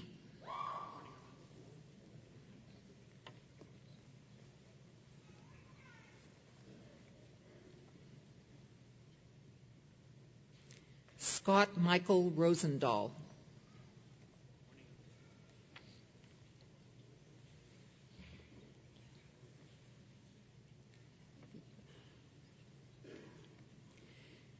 Nikki Elizabeth Thieker.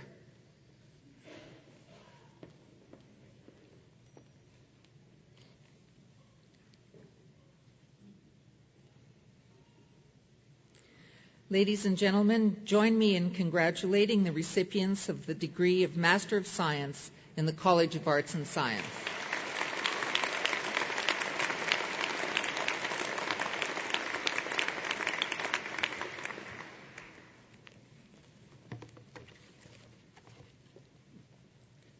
Thanks. Eminent Chancellor, on behalf of the faculty of the College of Engineering, I present to you these scholars and ask that you confer on them the degree of Bachelor of Science in Engineering, and I present to you the graduates of Agriculture and Bioresource Engineering. Let me present to you Stefan Brian Bertelsen.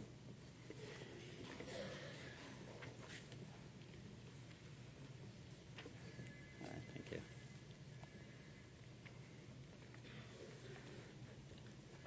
Derek Andrew Dobko.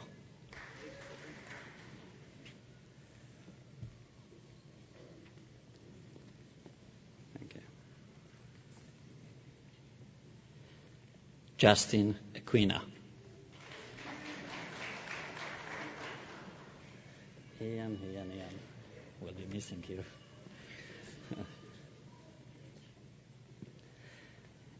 Ian George Farding.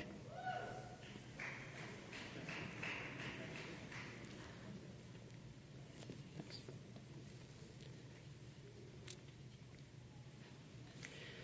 Scott Dean Gerbrandt with great distinction.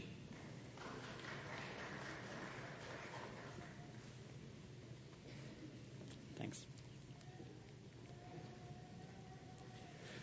Brian Robert Russell Gould. Right. Congratulations, by the way. Jason Alexander Henry.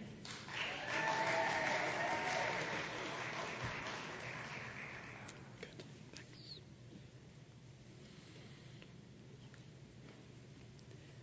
Joel Garrett Hill.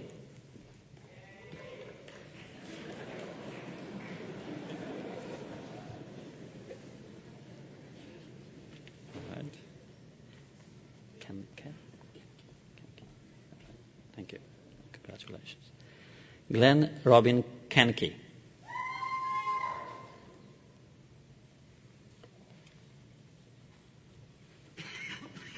All the best. Tammy Mary Mantica.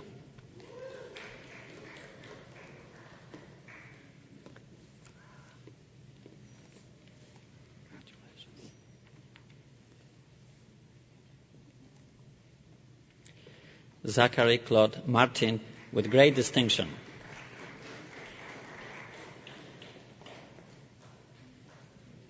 Thanks. Congratulations. Joel Michael MacDonald with great distinction.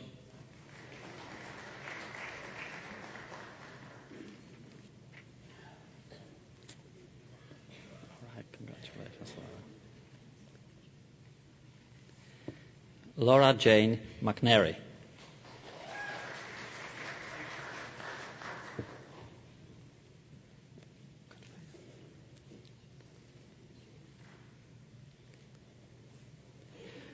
Joshua Ray Quintal.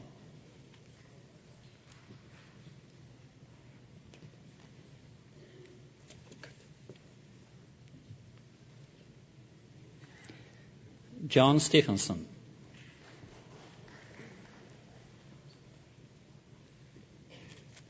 Thanks and congratulations. Scott Forrester Theed.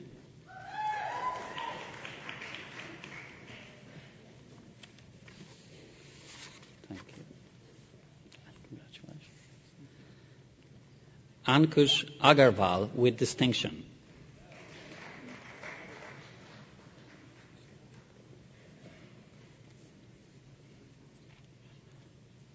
My best. Muhammad Omar Chowdhury with distinction.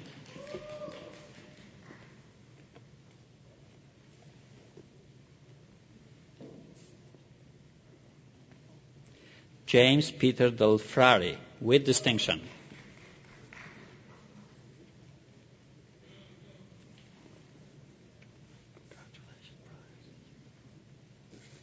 Brian Matthew Dyke with distinction.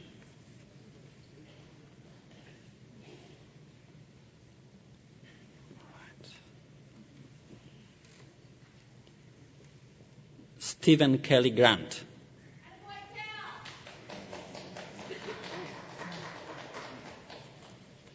How are you? Congratulations. Kirsten Dawn Hansen with great distinction.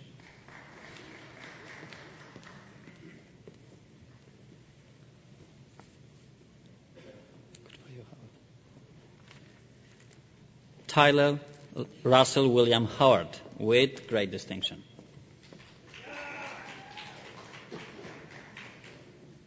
Thank you. Good for you. Heather Diane Jack with great distinction.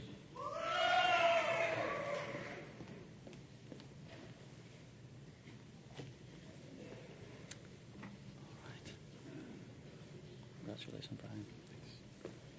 Brian Adam Kenny.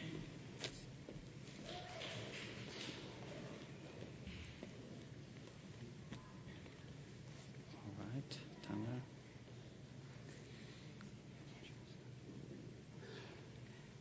Tanner James Irwin Kirby.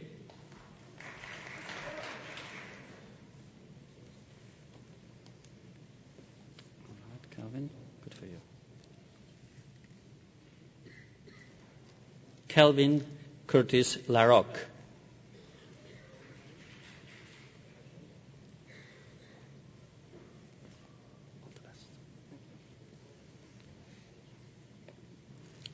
Brian Michael Loden with great distinction.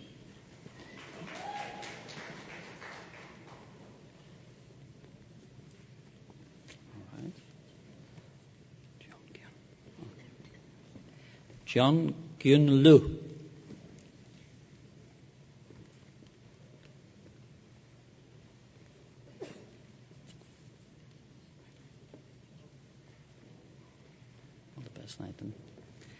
Nathan Lee Marshall. All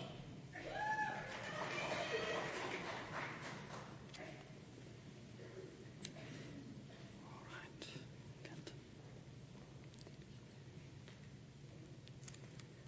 Kenton Kit Peterson with great distinction.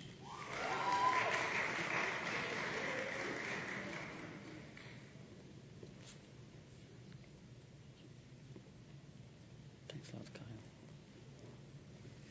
Kyle Gerald Peterson with great distinction.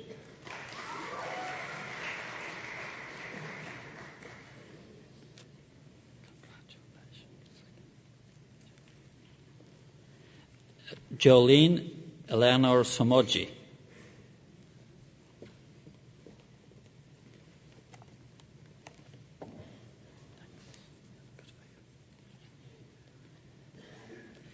Brett Henry Van Dyke with great distinction.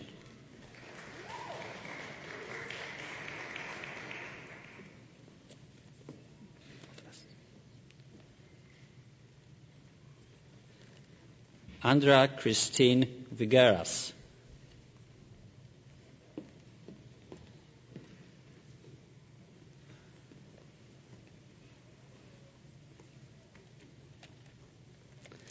Grant Wagner. That's Wagner.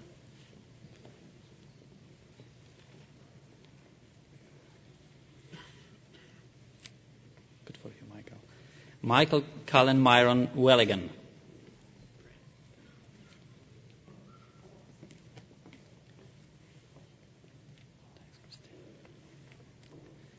Christine Dawn Wickens.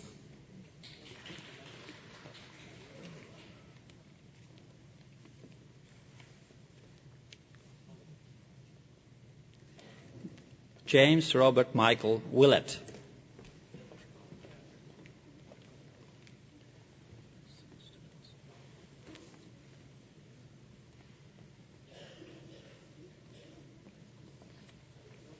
You're from Civil, is that right?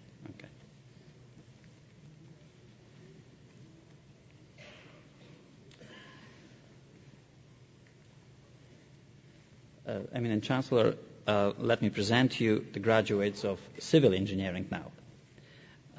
Sajjad Abul Hassani.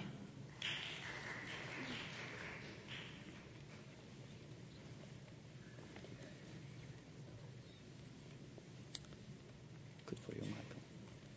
Michael Jason Amos with great distinction.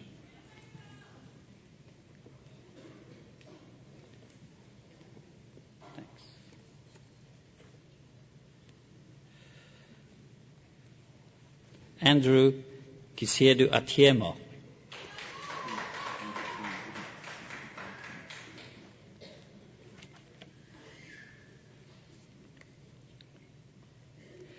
Danielle Faye Barkway with distinction.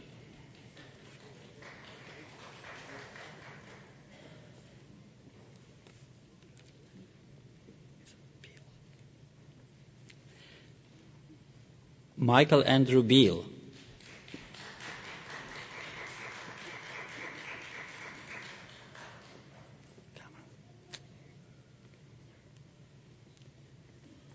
Cameron Jonathan Beauregard with distinction.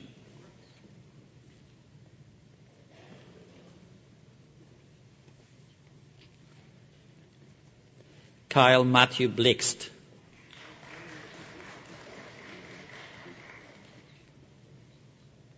Good for you.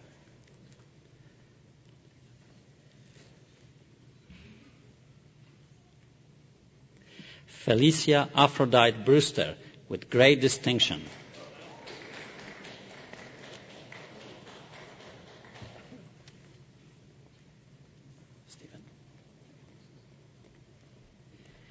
Stephen Walter Chason with distinction.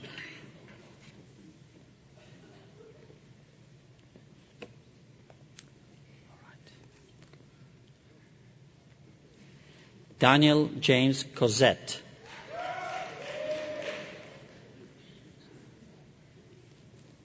Thank you.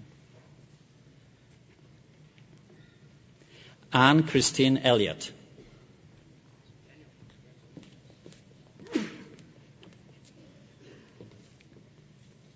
All the best to you.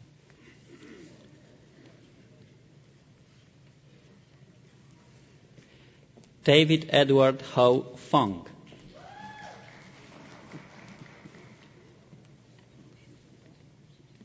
Congratulations.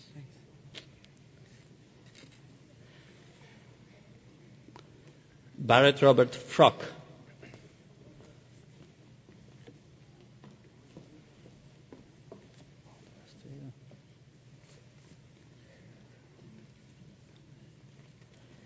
Alison Lee Gobey.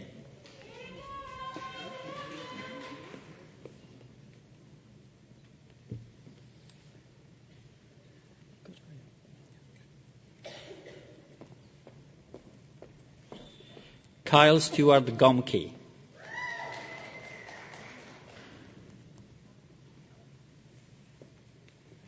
Congratulations. Nice tie.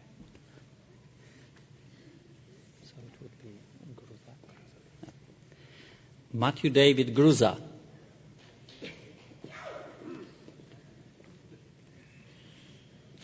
Good.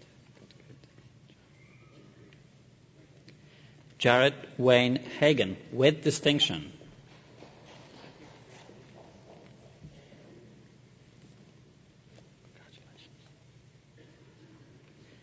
Robin Reen Iverson.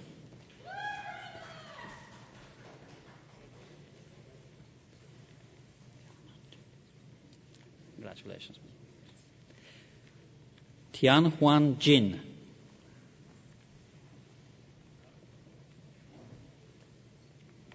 All right, today. Good. Graham Michael Kaptein.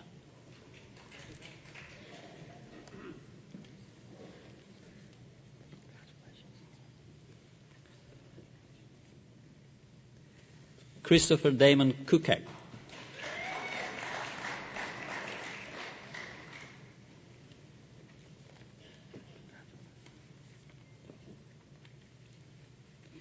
Jill MacDonald with distinction.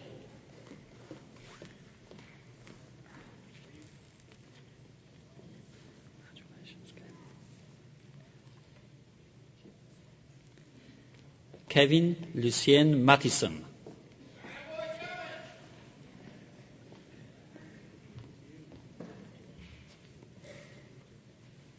Congratulations.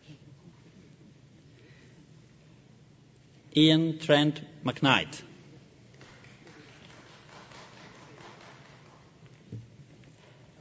Congratulations. Andrew James McMeekin.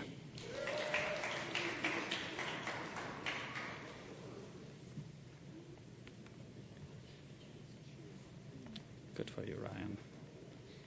Ryan Anthony Mayle.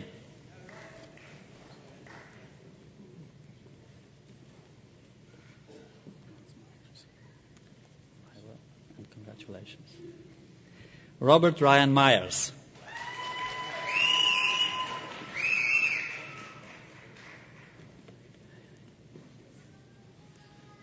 All right, Drew. All the best to you. Drew William Mitchell.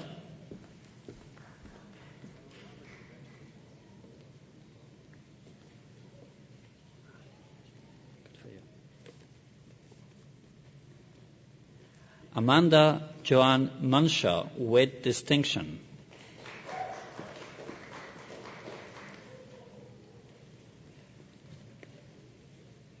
All right, Jordan, all the best. Jordan Elden Parisian.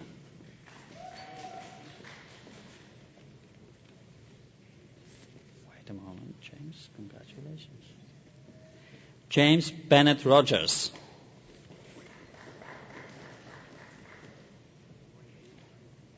How are you today? Right. Congratulations, Rosemary.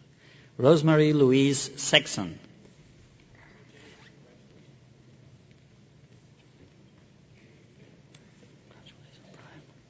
Congratulations to you. Brian Michael Sibley.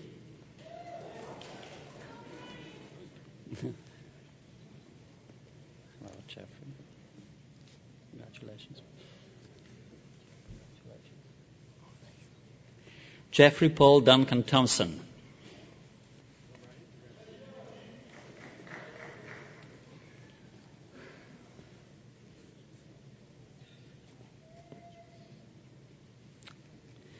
Alexander James Udy.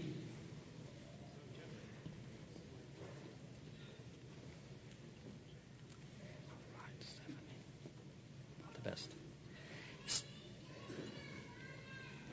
Stephanie Jill Walter with distinction.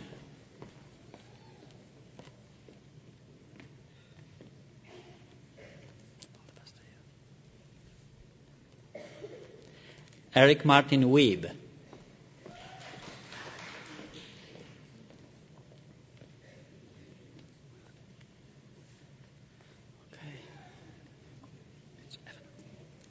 Evan Shane Willigby.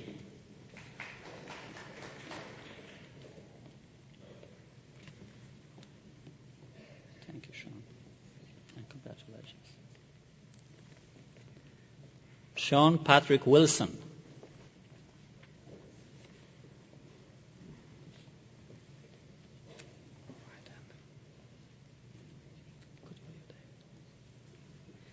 David Christian Wing.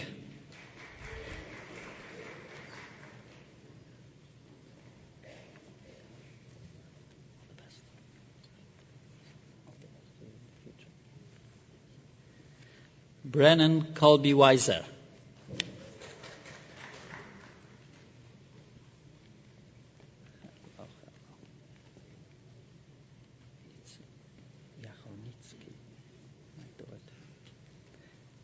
Erika Grace Jacholnicki.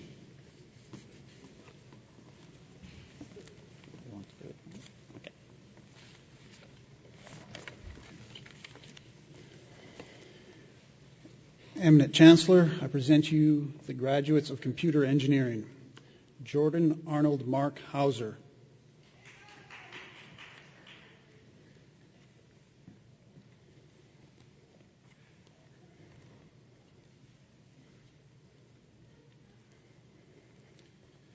Chandler Daniel Jansen.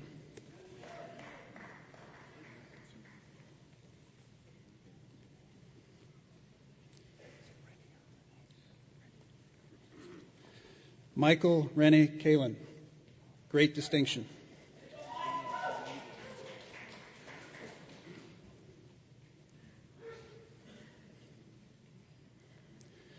David Mitchell Peter Raffe. Distinction.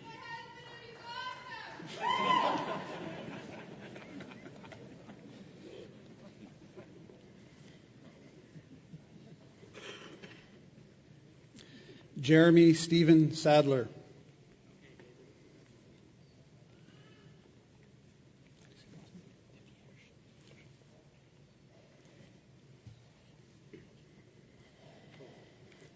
Christopher Randy Thivierge.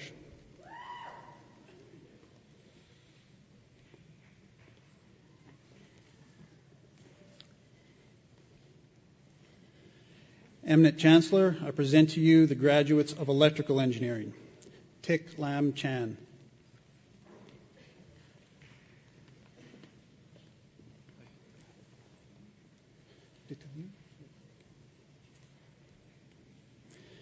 Adam Raymond Ditilieu.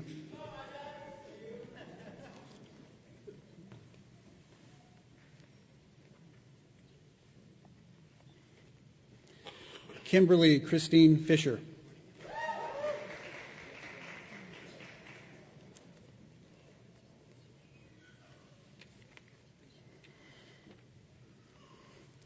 Kyle Allen Gunderson.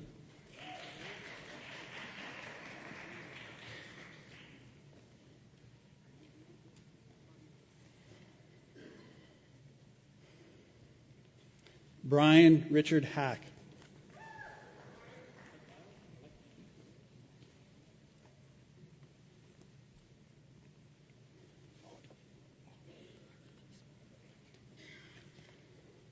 Maud Fayete Ismail.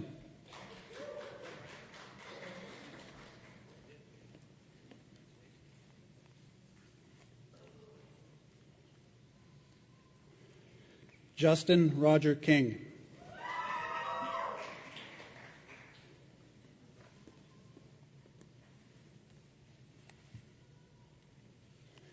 Alexander Julian Mass.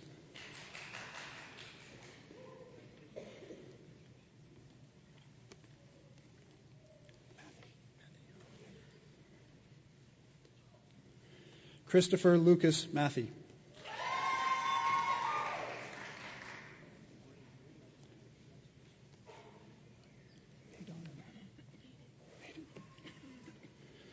Jill Amanda Naden.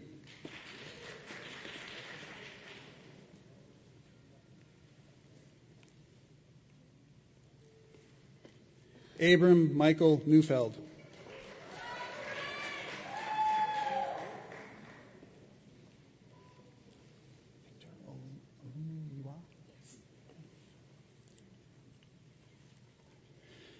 Victor Alumuyiwa Olarunda.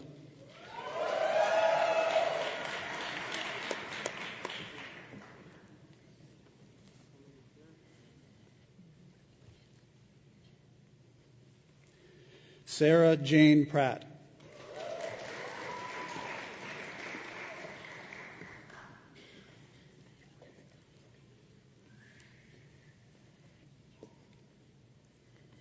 Irina Rodomska.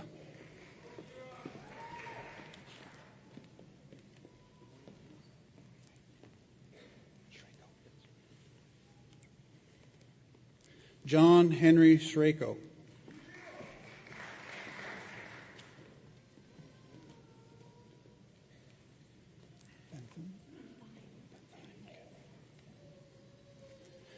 Karen Margaret Benthine.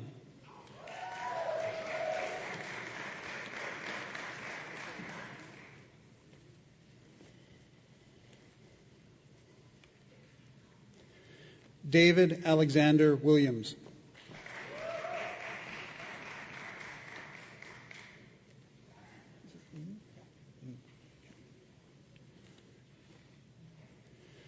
Darum E.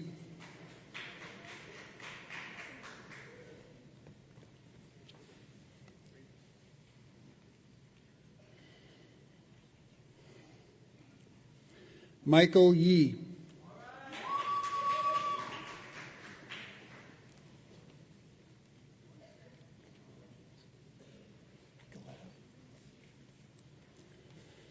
Eminent Chancellor, I present to you the graduates of Engineering Physics, John Lawrence Galetta. With great distinction.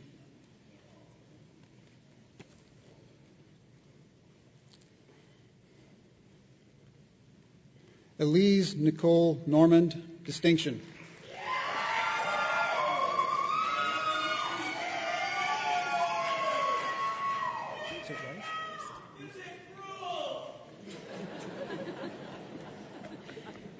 Robin Melissa Reist, distinction.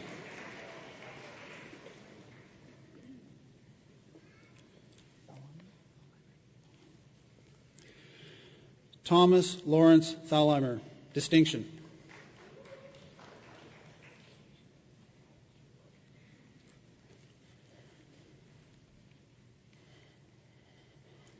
Eminent Chancellor, I present to you the graduates of Geological Engineering, Alan Robert Bent.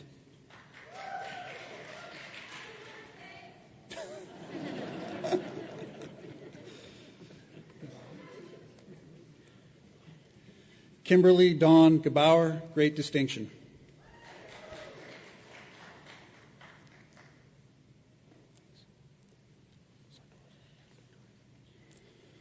Matthew Sartoris.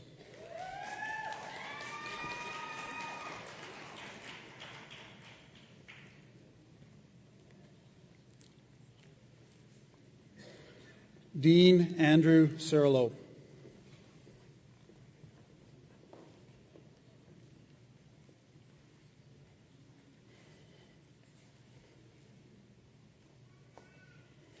Kyle Douglas Speed.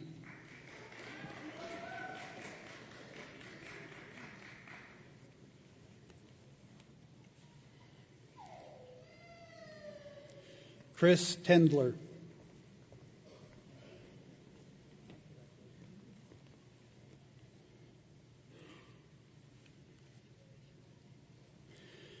Grant Michael Woodford, distinction.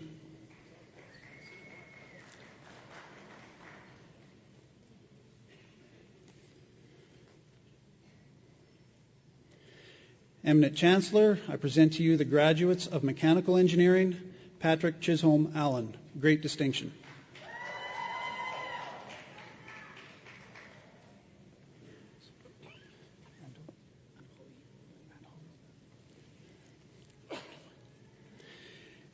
Arian Anhoy.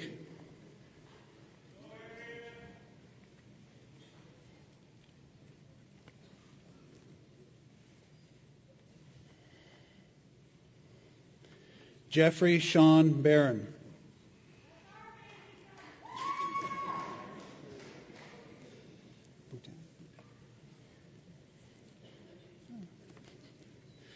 Jeremy Alexander Boutin.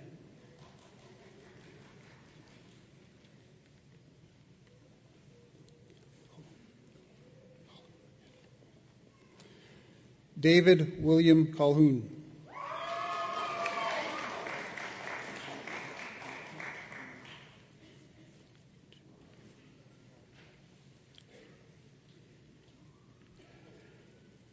Peter Mitchell Couture.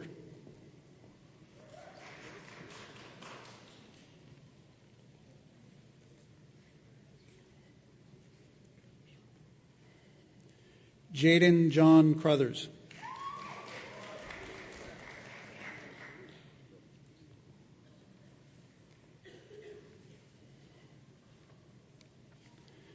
Kurt Dixon, distinction.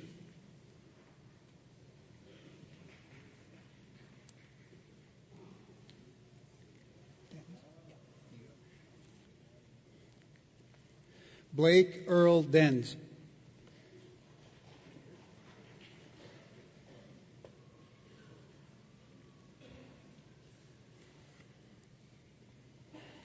John Andrew Thomas Fitchner.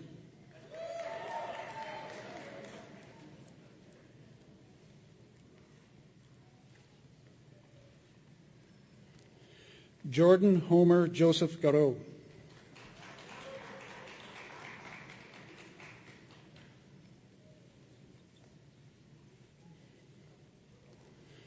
Marcel Allen Garreau, distinction.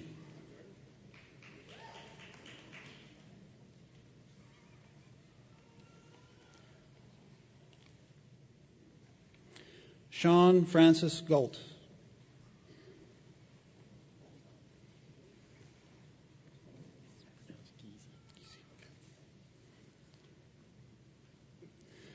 Tyler Douglas Geezy, distinction.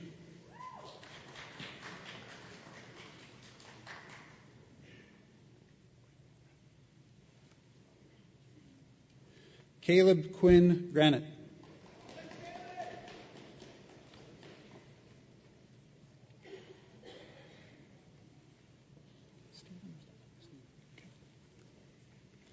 Stephen George Gray.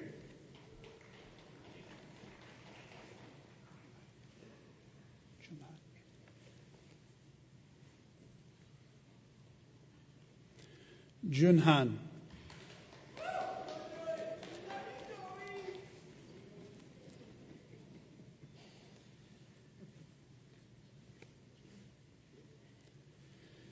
Jesse Roland Thomas Hobbs.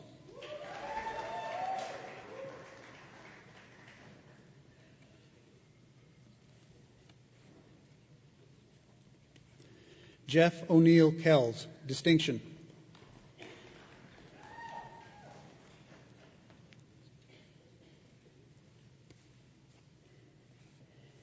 Keith Edward William Caspira.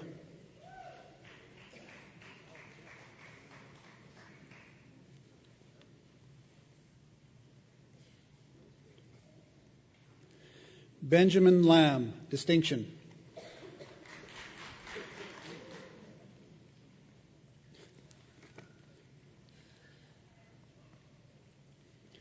Mark Leslie McLeod.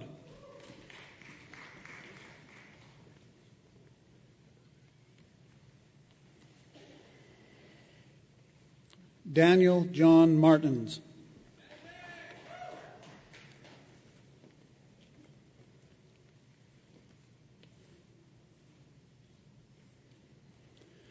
Robert Matthew Miller.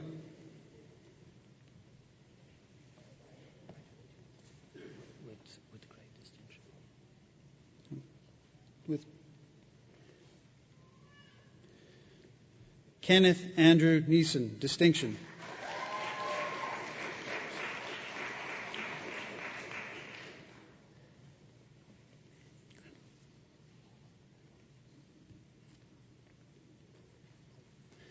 Matthew Murdoch Patmore.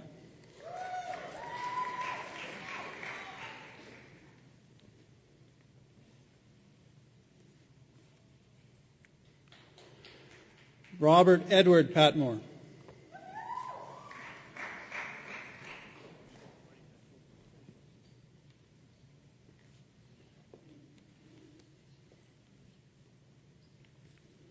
Brad Curtis Peterson.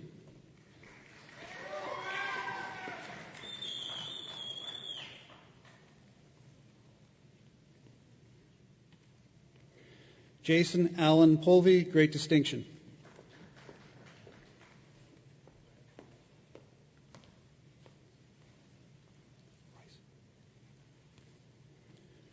Brady Benjamin Price, great distinction.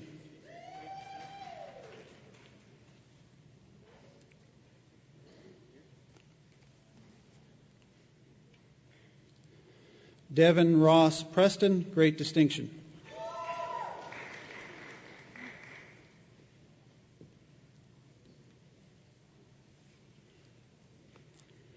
Dustin Alexander Karl Repsky.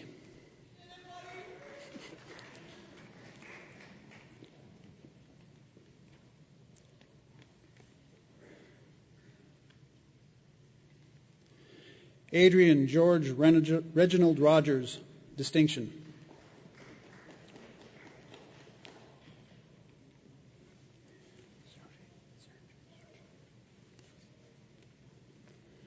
Serge Ian Rushmore.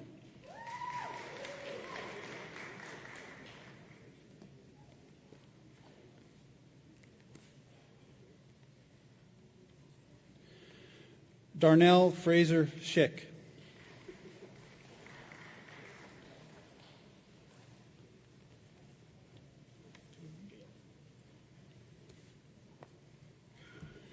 Galen James Slimman, distinction.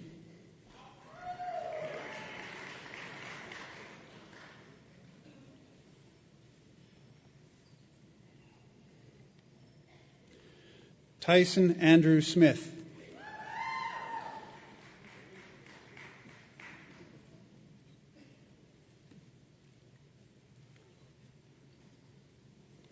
John Bradley Steeves, great distinction.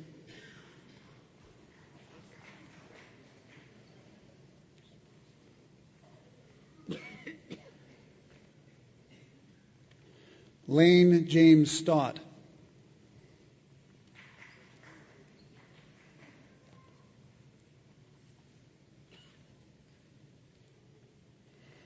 Dale Roger Sumac.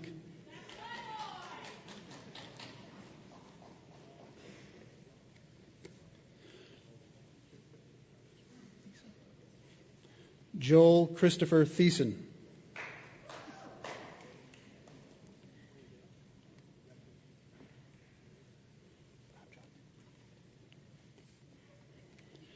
Prabjot Singh Tung.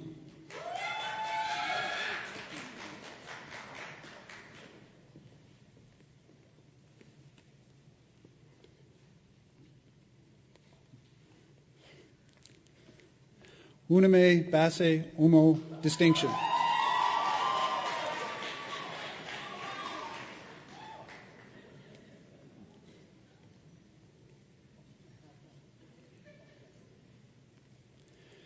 Stephen Michael Rishko.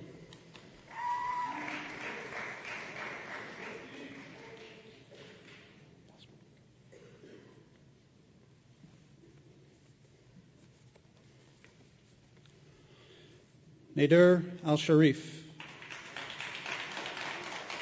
Sorry.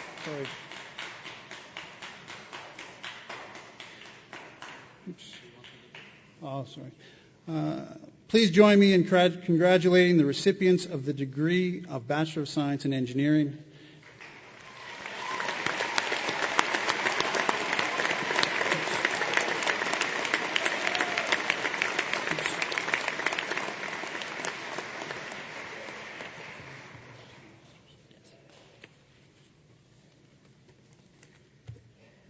Eminent Chancellor, it's a pleasure for me to now introduce to you recipients of the degree of Master of Engineering, and I do so on behalf of the faculty of the College of Graduate Studies. And I will ask you to confer on them the degree of Master of Engineering. I have to... Right. What I would like to do is correct one record, which is our colleague from the College of Engineering, Nader Al-Sharif, whom you just had an opportunity to shake hands with. He was one of those who are graduating today with the degree of Master of Engineering. So congratulations to Nader again.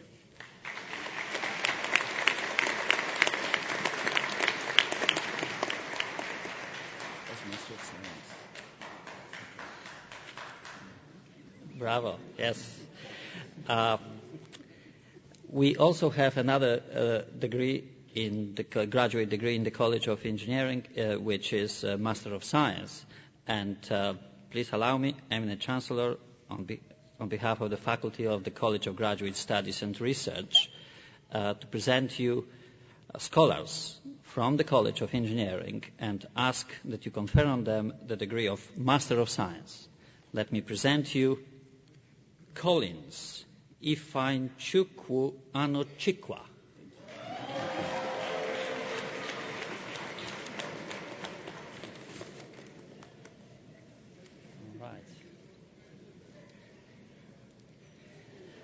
Blake Norman Erb.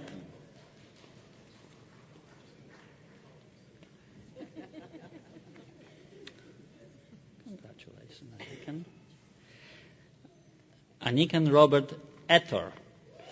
Good for you.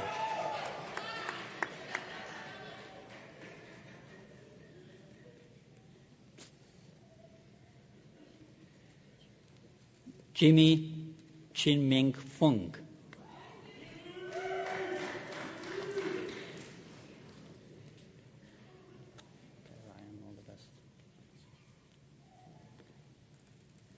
Ryan Georgeson.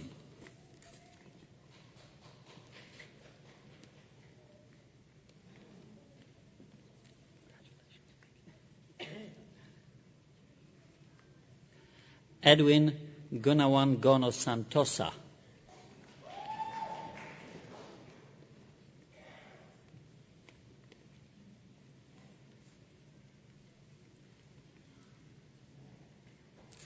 Lyndon Joel Graff.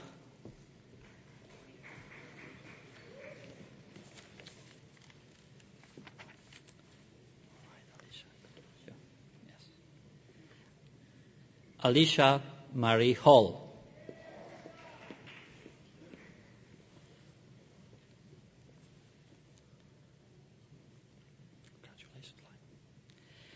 Lyman Dennis Omoreno.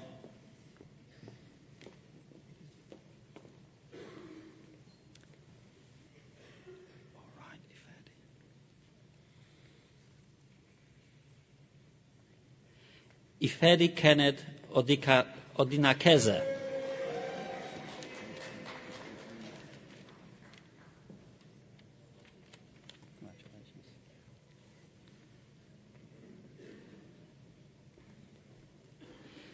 Bayartoktoch Rensen.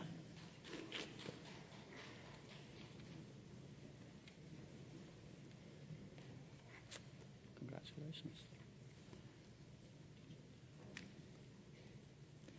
Yanan Singh.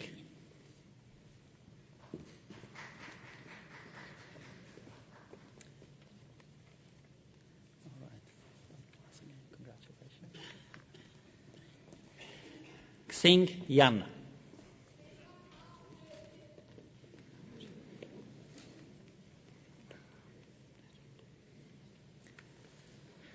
Well, ladies and gentlemen, please join me in congratulating the recipients of the degree of Master of Science in the College of Engineering.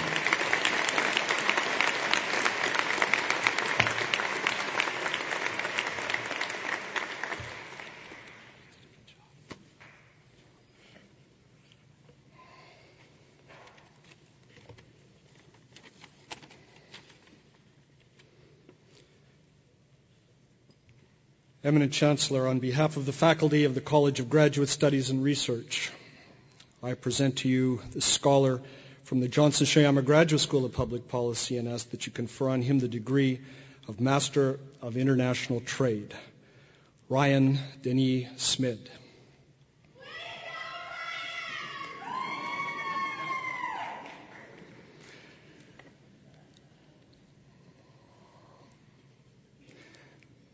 Ladies and gentlemen, join me in congratulating the recipient of the degree of Master of International Trade.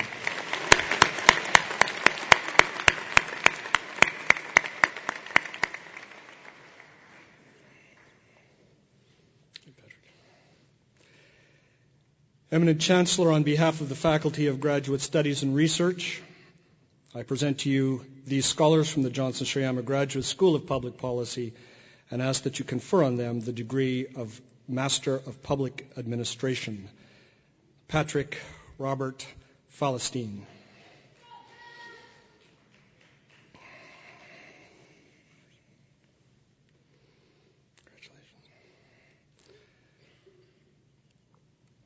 Sarah Elizabeth Hassan.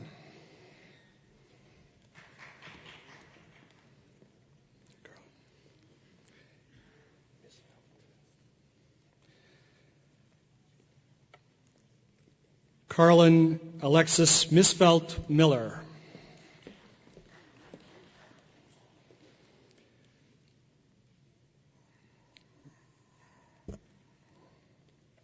Ladies and gentlemen, join me in congratulating the recipients of the degree of Master of Public Administration.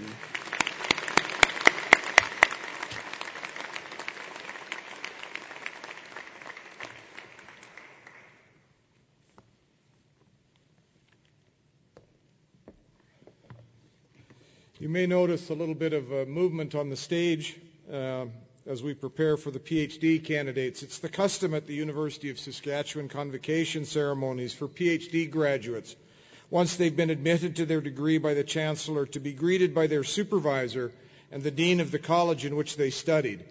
The supervisor then escorts the new graduate to join the platform party on stage in a symbolic welcome of the new Doctors of Philosophy into our community of scholars.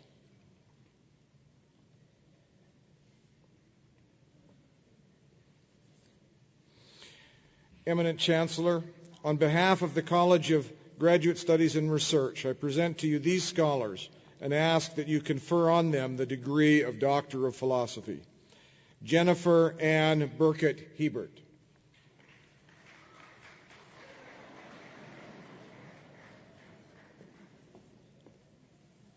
Congratulations. Gangapreet Chawla.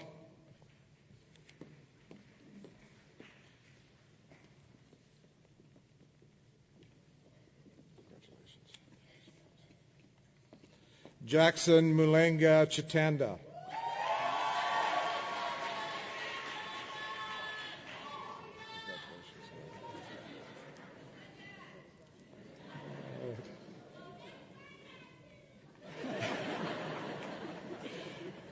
Neil M. Fournier.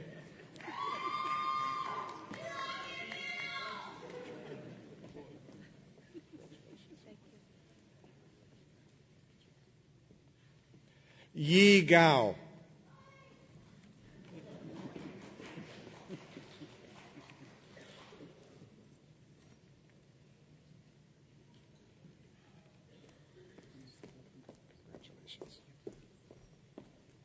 Ho Hu.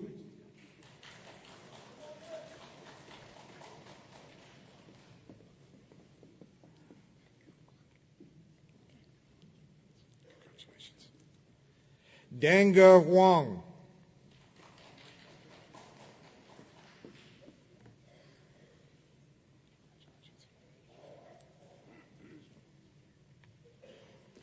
Himal Chadika Jayatilaka.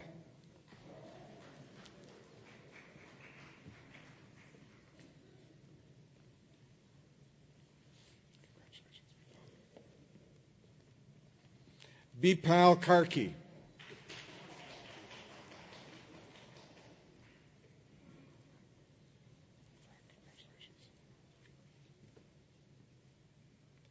Frank Cush.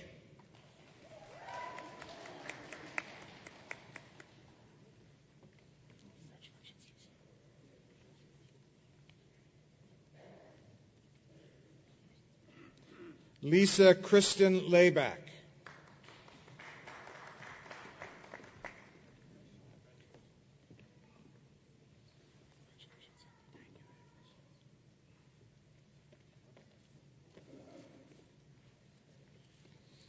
Sandeep Govind Singh Pardeshi.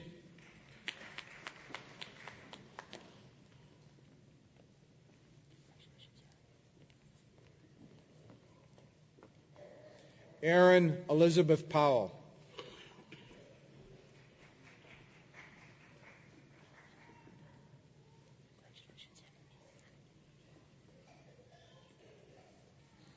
Hamid Salmasi.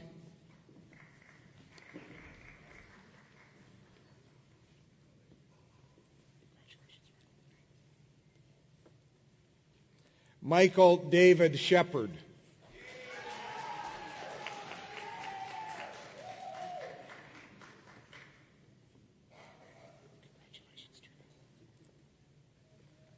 Trina Marie Swanston.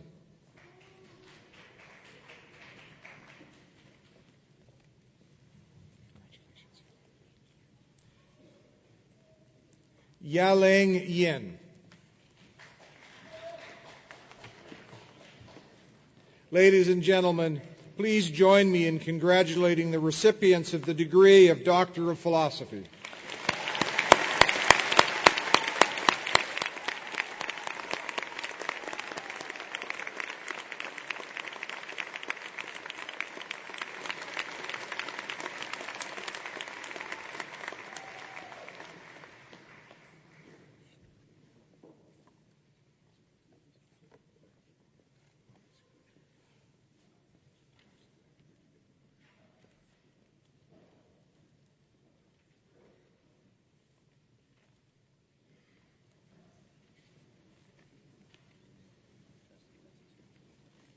Eminent Chancellor, in the name of the faculties, I ask you to grant the degrees and certificates in absentia to those students who have met the requirements to graduate but were not able to be present today.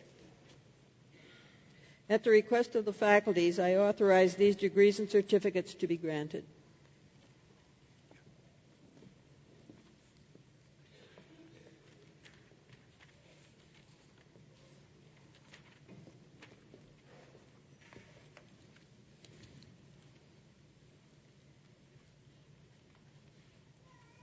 Eminent Chancellor, I'm just waiting for Jillian to show up. Here she is. I present to you the 2010 Copeland Prize recipient in the social sciences, Jillian Melissa Frick.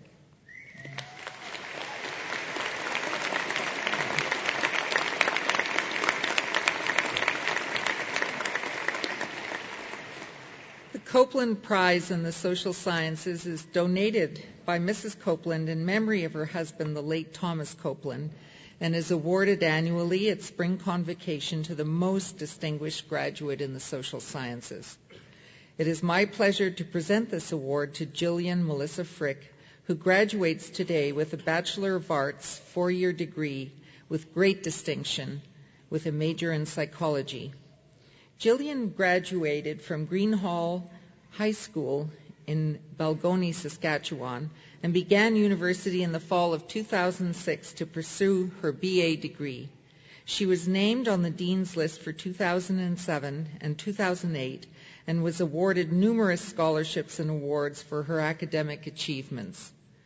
Some of these included the 2006 Canadian Millennium Scholarship, a University of Saskatchewan Major Entrance Scholarship, and University of Saskatchewan undergraduate scholarships. More recently, she was awarded the 2010 Queen Elizabeth II Graduate Scholarship and a Graduate Support Initiative Award from the Faculty of Graduate Studies at the University of British Columbia.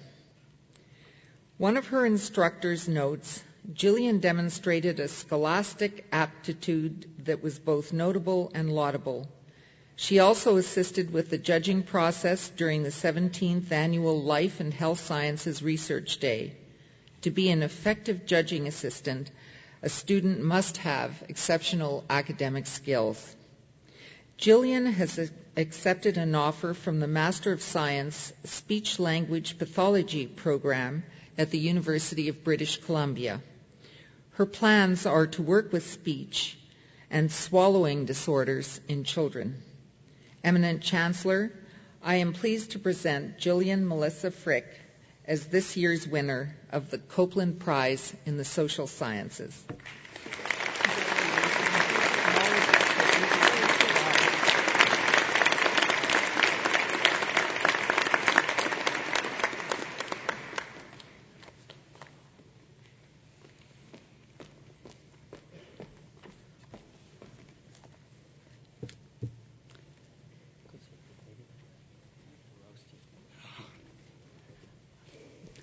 I just told him that I'm going to roast him, which is not necessarily true.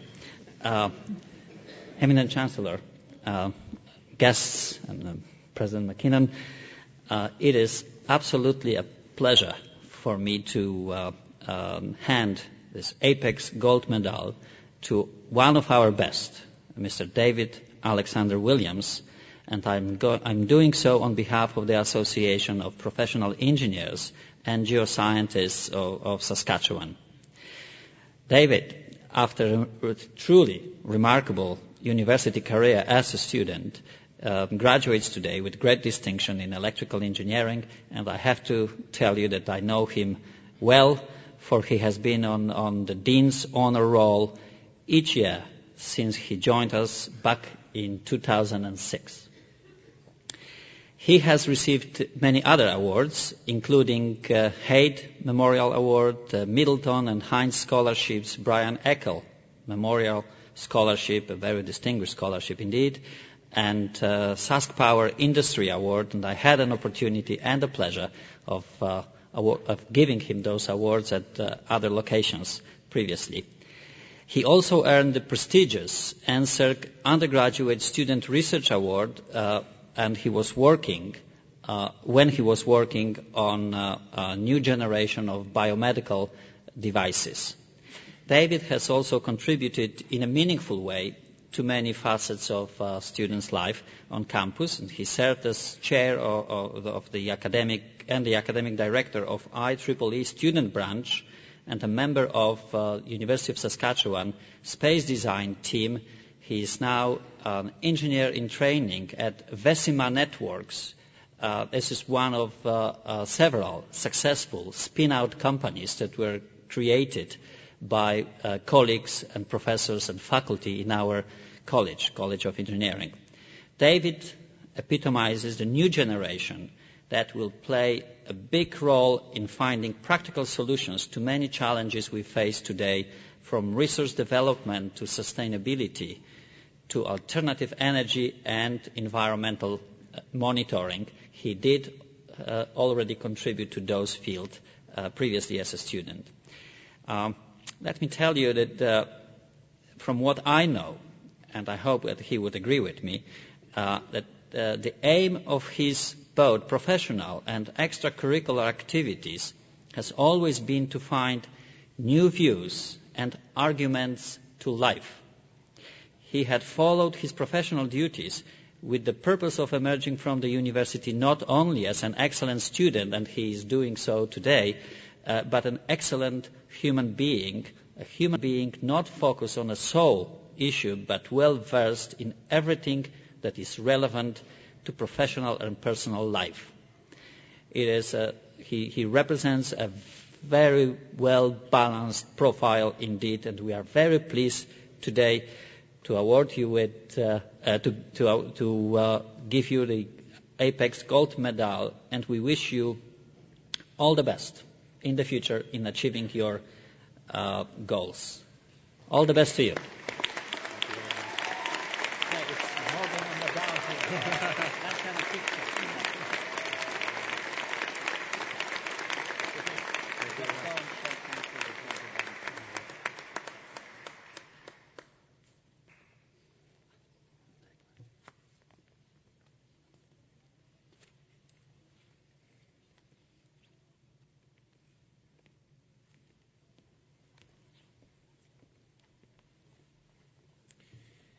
Eminent Chancellor and Mr. President and distinguished platform guests, graduates, friends and family, good morning, and it's a pleasure to invite Dr. Neil Fournier to come forward to receive the Governor-General's Academic Gold Medal.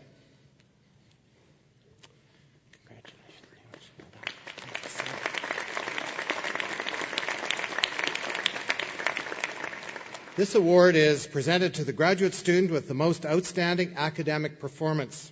The decision of the adjudication committee is based on the quality of the thesis or exhibition, the external examiner's report, quality of the defense, coursework, cumulative grade point average, publications and presentations deriving directly from the research done for the thesis or exhibition, and on awards achieved. Neil Fournier was born in Timmins, Ontario in 1980, and in 2003 received a Bachelor of Science in Behavioral Neuroscience from Laurentian University. Mr. Fournier then pursued graduate studies at Dalhousie University. Following the completion of Master of Science degree, Dr. Fournier enrolled in the doctoral program at the University of Saskatchewan, where he continued his studies in the Department of Psychology under the guidance of Dr. Lisa Kalinchuk. During his PhD research, Dr. Fournier received several awards.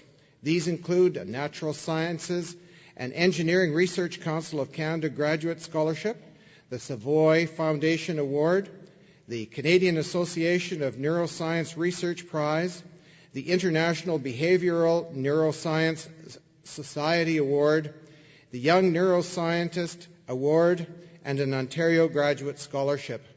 Dr. Fournier's doctoral thesis research focused on the understanding of the effect of seizures on new neurons generated in the adult brain.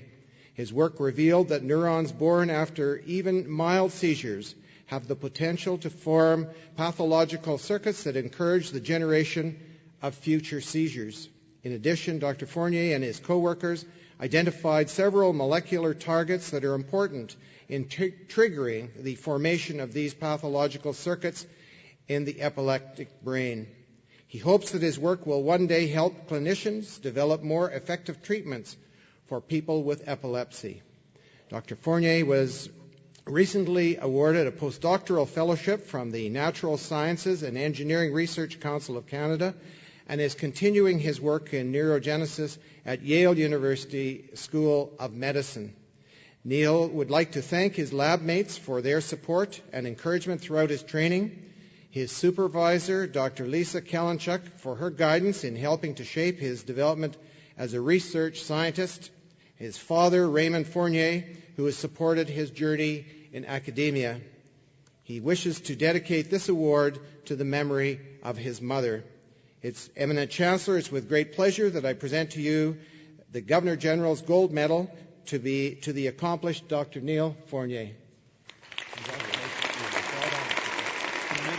The medal is loose in the case here. Okay.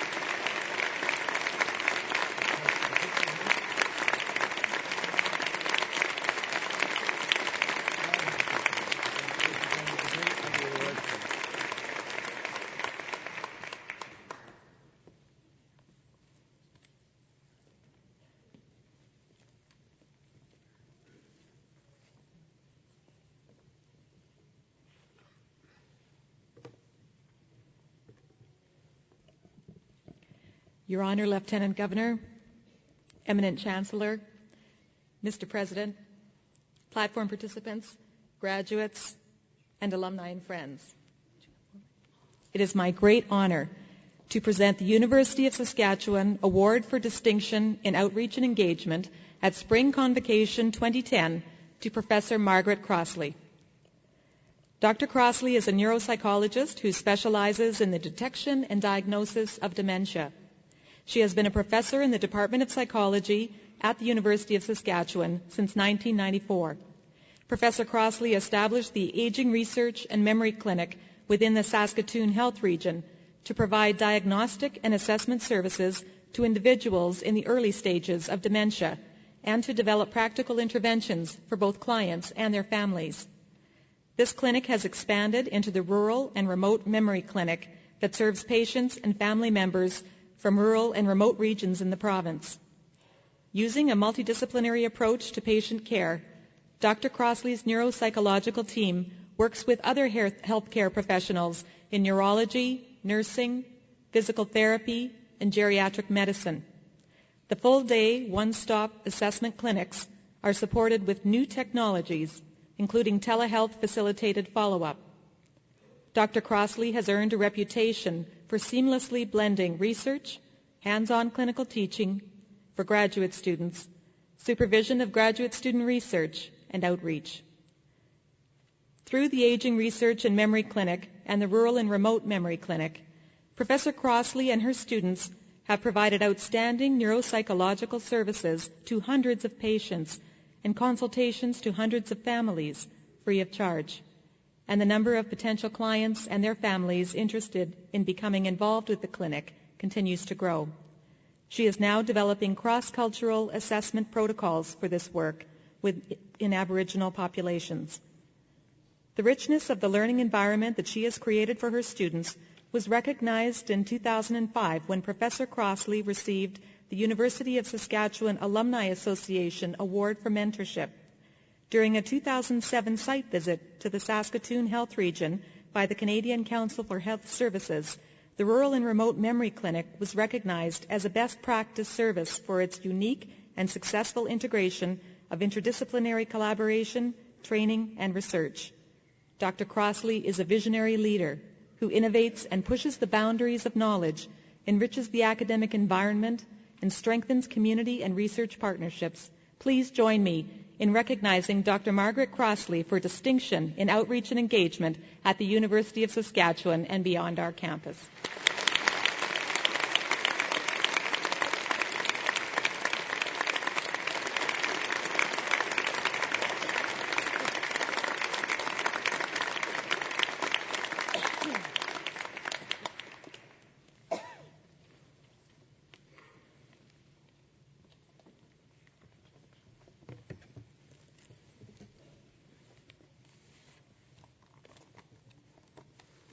Universities exist for learning and for discovery and are constantly involved in creating and discovering new knowledge. At each convocation, the University of Saskatchewan honors one researcher who has made an outstanding contribution to scholarship. I'm honored to present you today with the recipient of the Distinguished Researcher Award for Spring Convocation 2010. Would Professor John Say please step forward?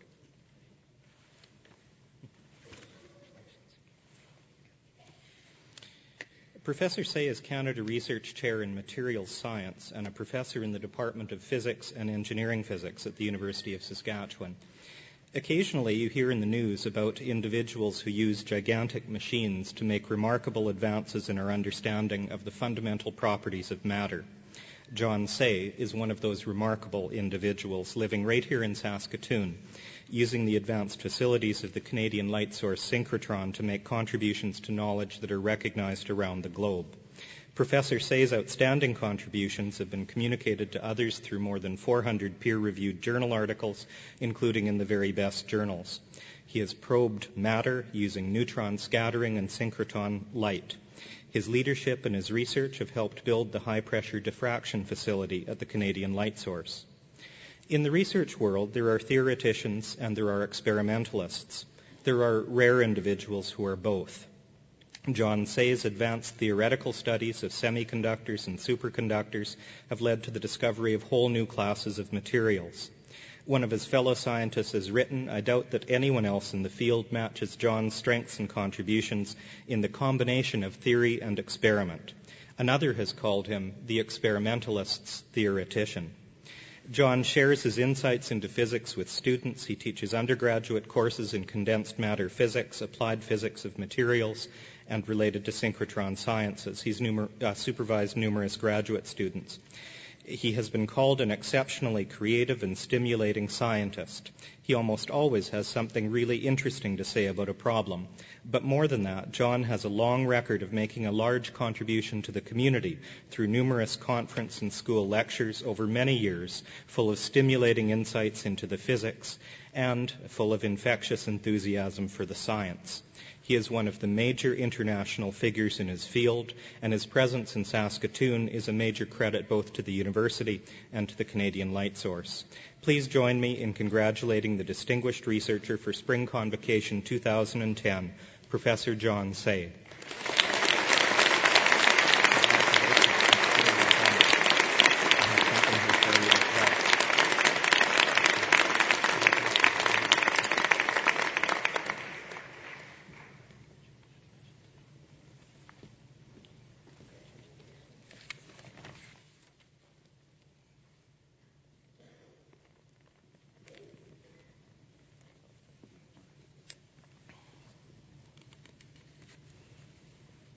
Teaching is of fundamental importance at the University of Saskatchewan. The Master Teacher Award was established to recognize faculty members who make outstanding contributions to the learning and working environments of the university. The award honors faculty members who excel in their profession and emphasizes the importance of good teaching at the university. One award is made each spring and fall convocation. I'm honored today to present to you the recipient of the Master Teacher Award for Spring Convocation 2010. And I'd invite Professor Alan Dolovich to join me at the podium.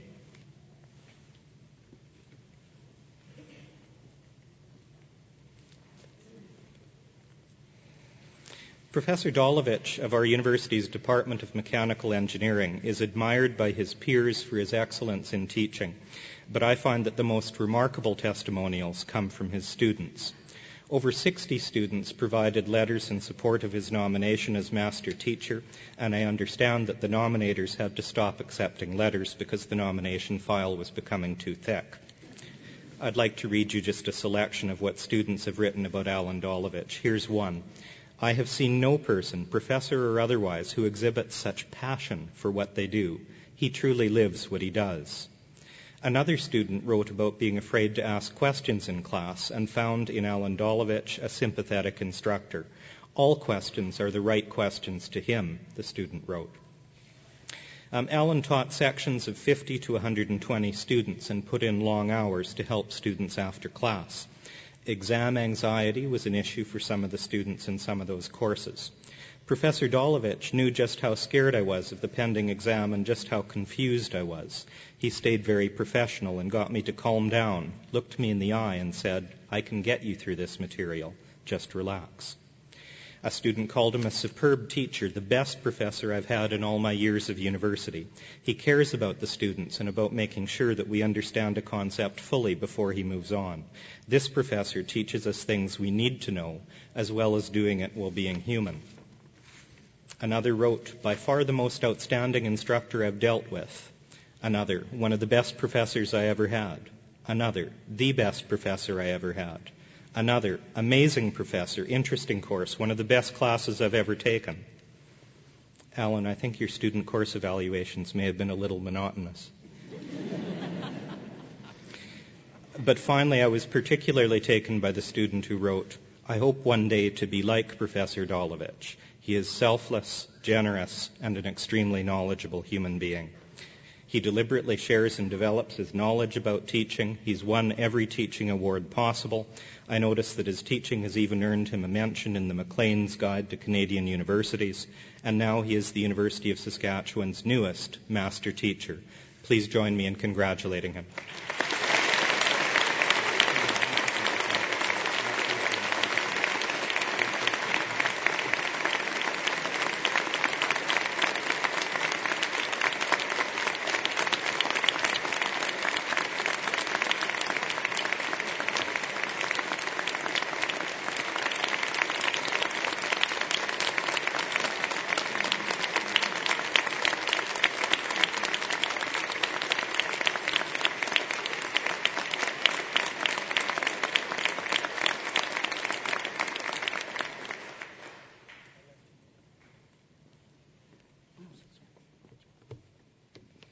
Your Honor, Eminent Chancellor, Mr. President, platform guests, graduates, and guests. As President of the University of Saskatchewan Alumni Association, it is my pleasure to recognize the class of 2010 as graduates and welcome each of you to the University of Saskatchewan Alumni Association. I hope your time with the University of Saskatchewan was a memorable one. To be with friends you've met, classes you've taken, or a university function.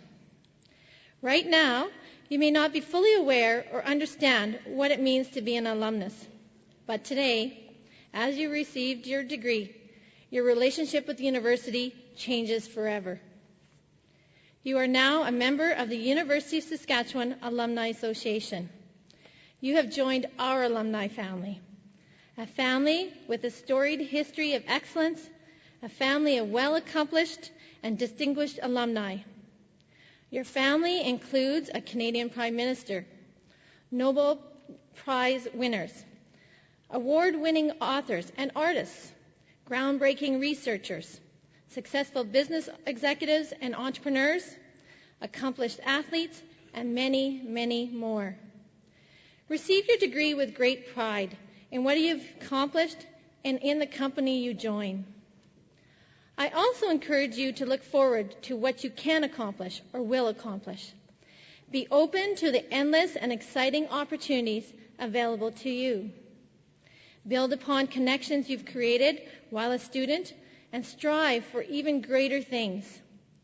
Continue to build the strong foundation that has shaped the U of S into the institution it is today. As you embark upon new endeavors, remember your alumni family is here to support you. Stay connected with the university by informing the Alumni Association where you are and what you've done. The Alumni Association can provide a vital link between you and your university, whether it is in providing support as you build your career, giving you access to university services and facilities, or help you sustain lifelong relationships. We are all here to celebrate your success. For each of you, how you define success may be different. It may be professional, such as getting a new job, or personal, such as traveling or completing another degree. Whatever your success is, I encourage you to stay in touch with the Alumni Association so we, as members, can continue to celebrate your success together. In closing, congratulations to the class of 2010, the graduates of the College of Arts and Sciences and Engineering, and to the graduates of the School of Public Policy. Welcome to the alumni family. Welcome to the University of Saskatchewan Alumni Association.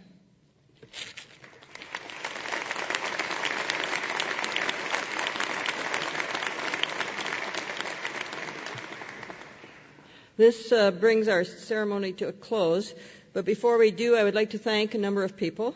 First, Glenn Gillis and the University Wind Orchestra.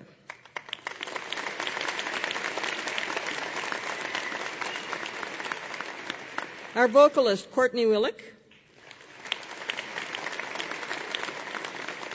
Elder Maria Linkletter, who's with us today. Our signer, Tanya Commission.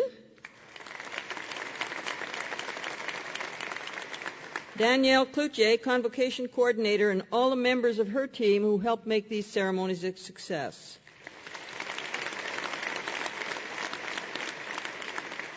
I would remind graduates and their families of the meeting places which follow. Bachelor of Arts, Bachelor of Fine Arts, and Bachelor of Music, please meet east of the main lobby.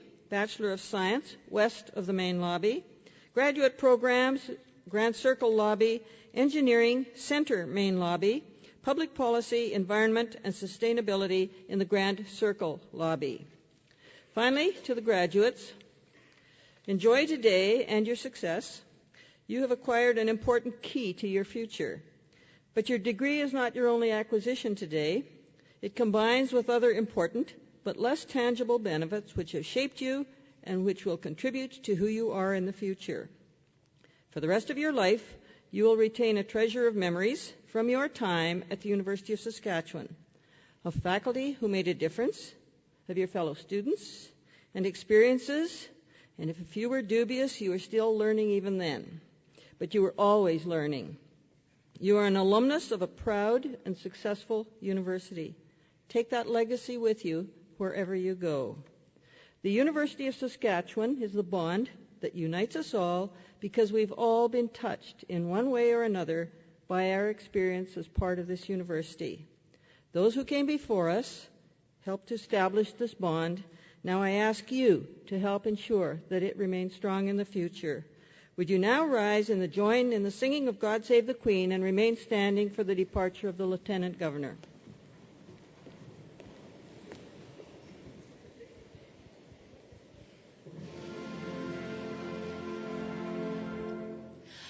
God save our gracious Queen, long live our noble Queen.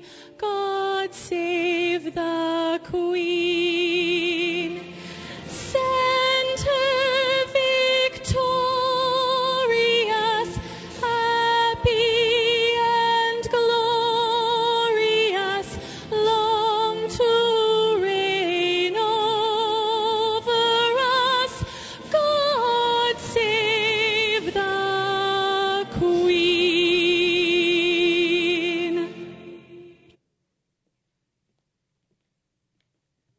remain standing for the departure of His Honour, the Lieutenant Governor of Saskatchewan, the Honourable Dr. Gordon Barnhart.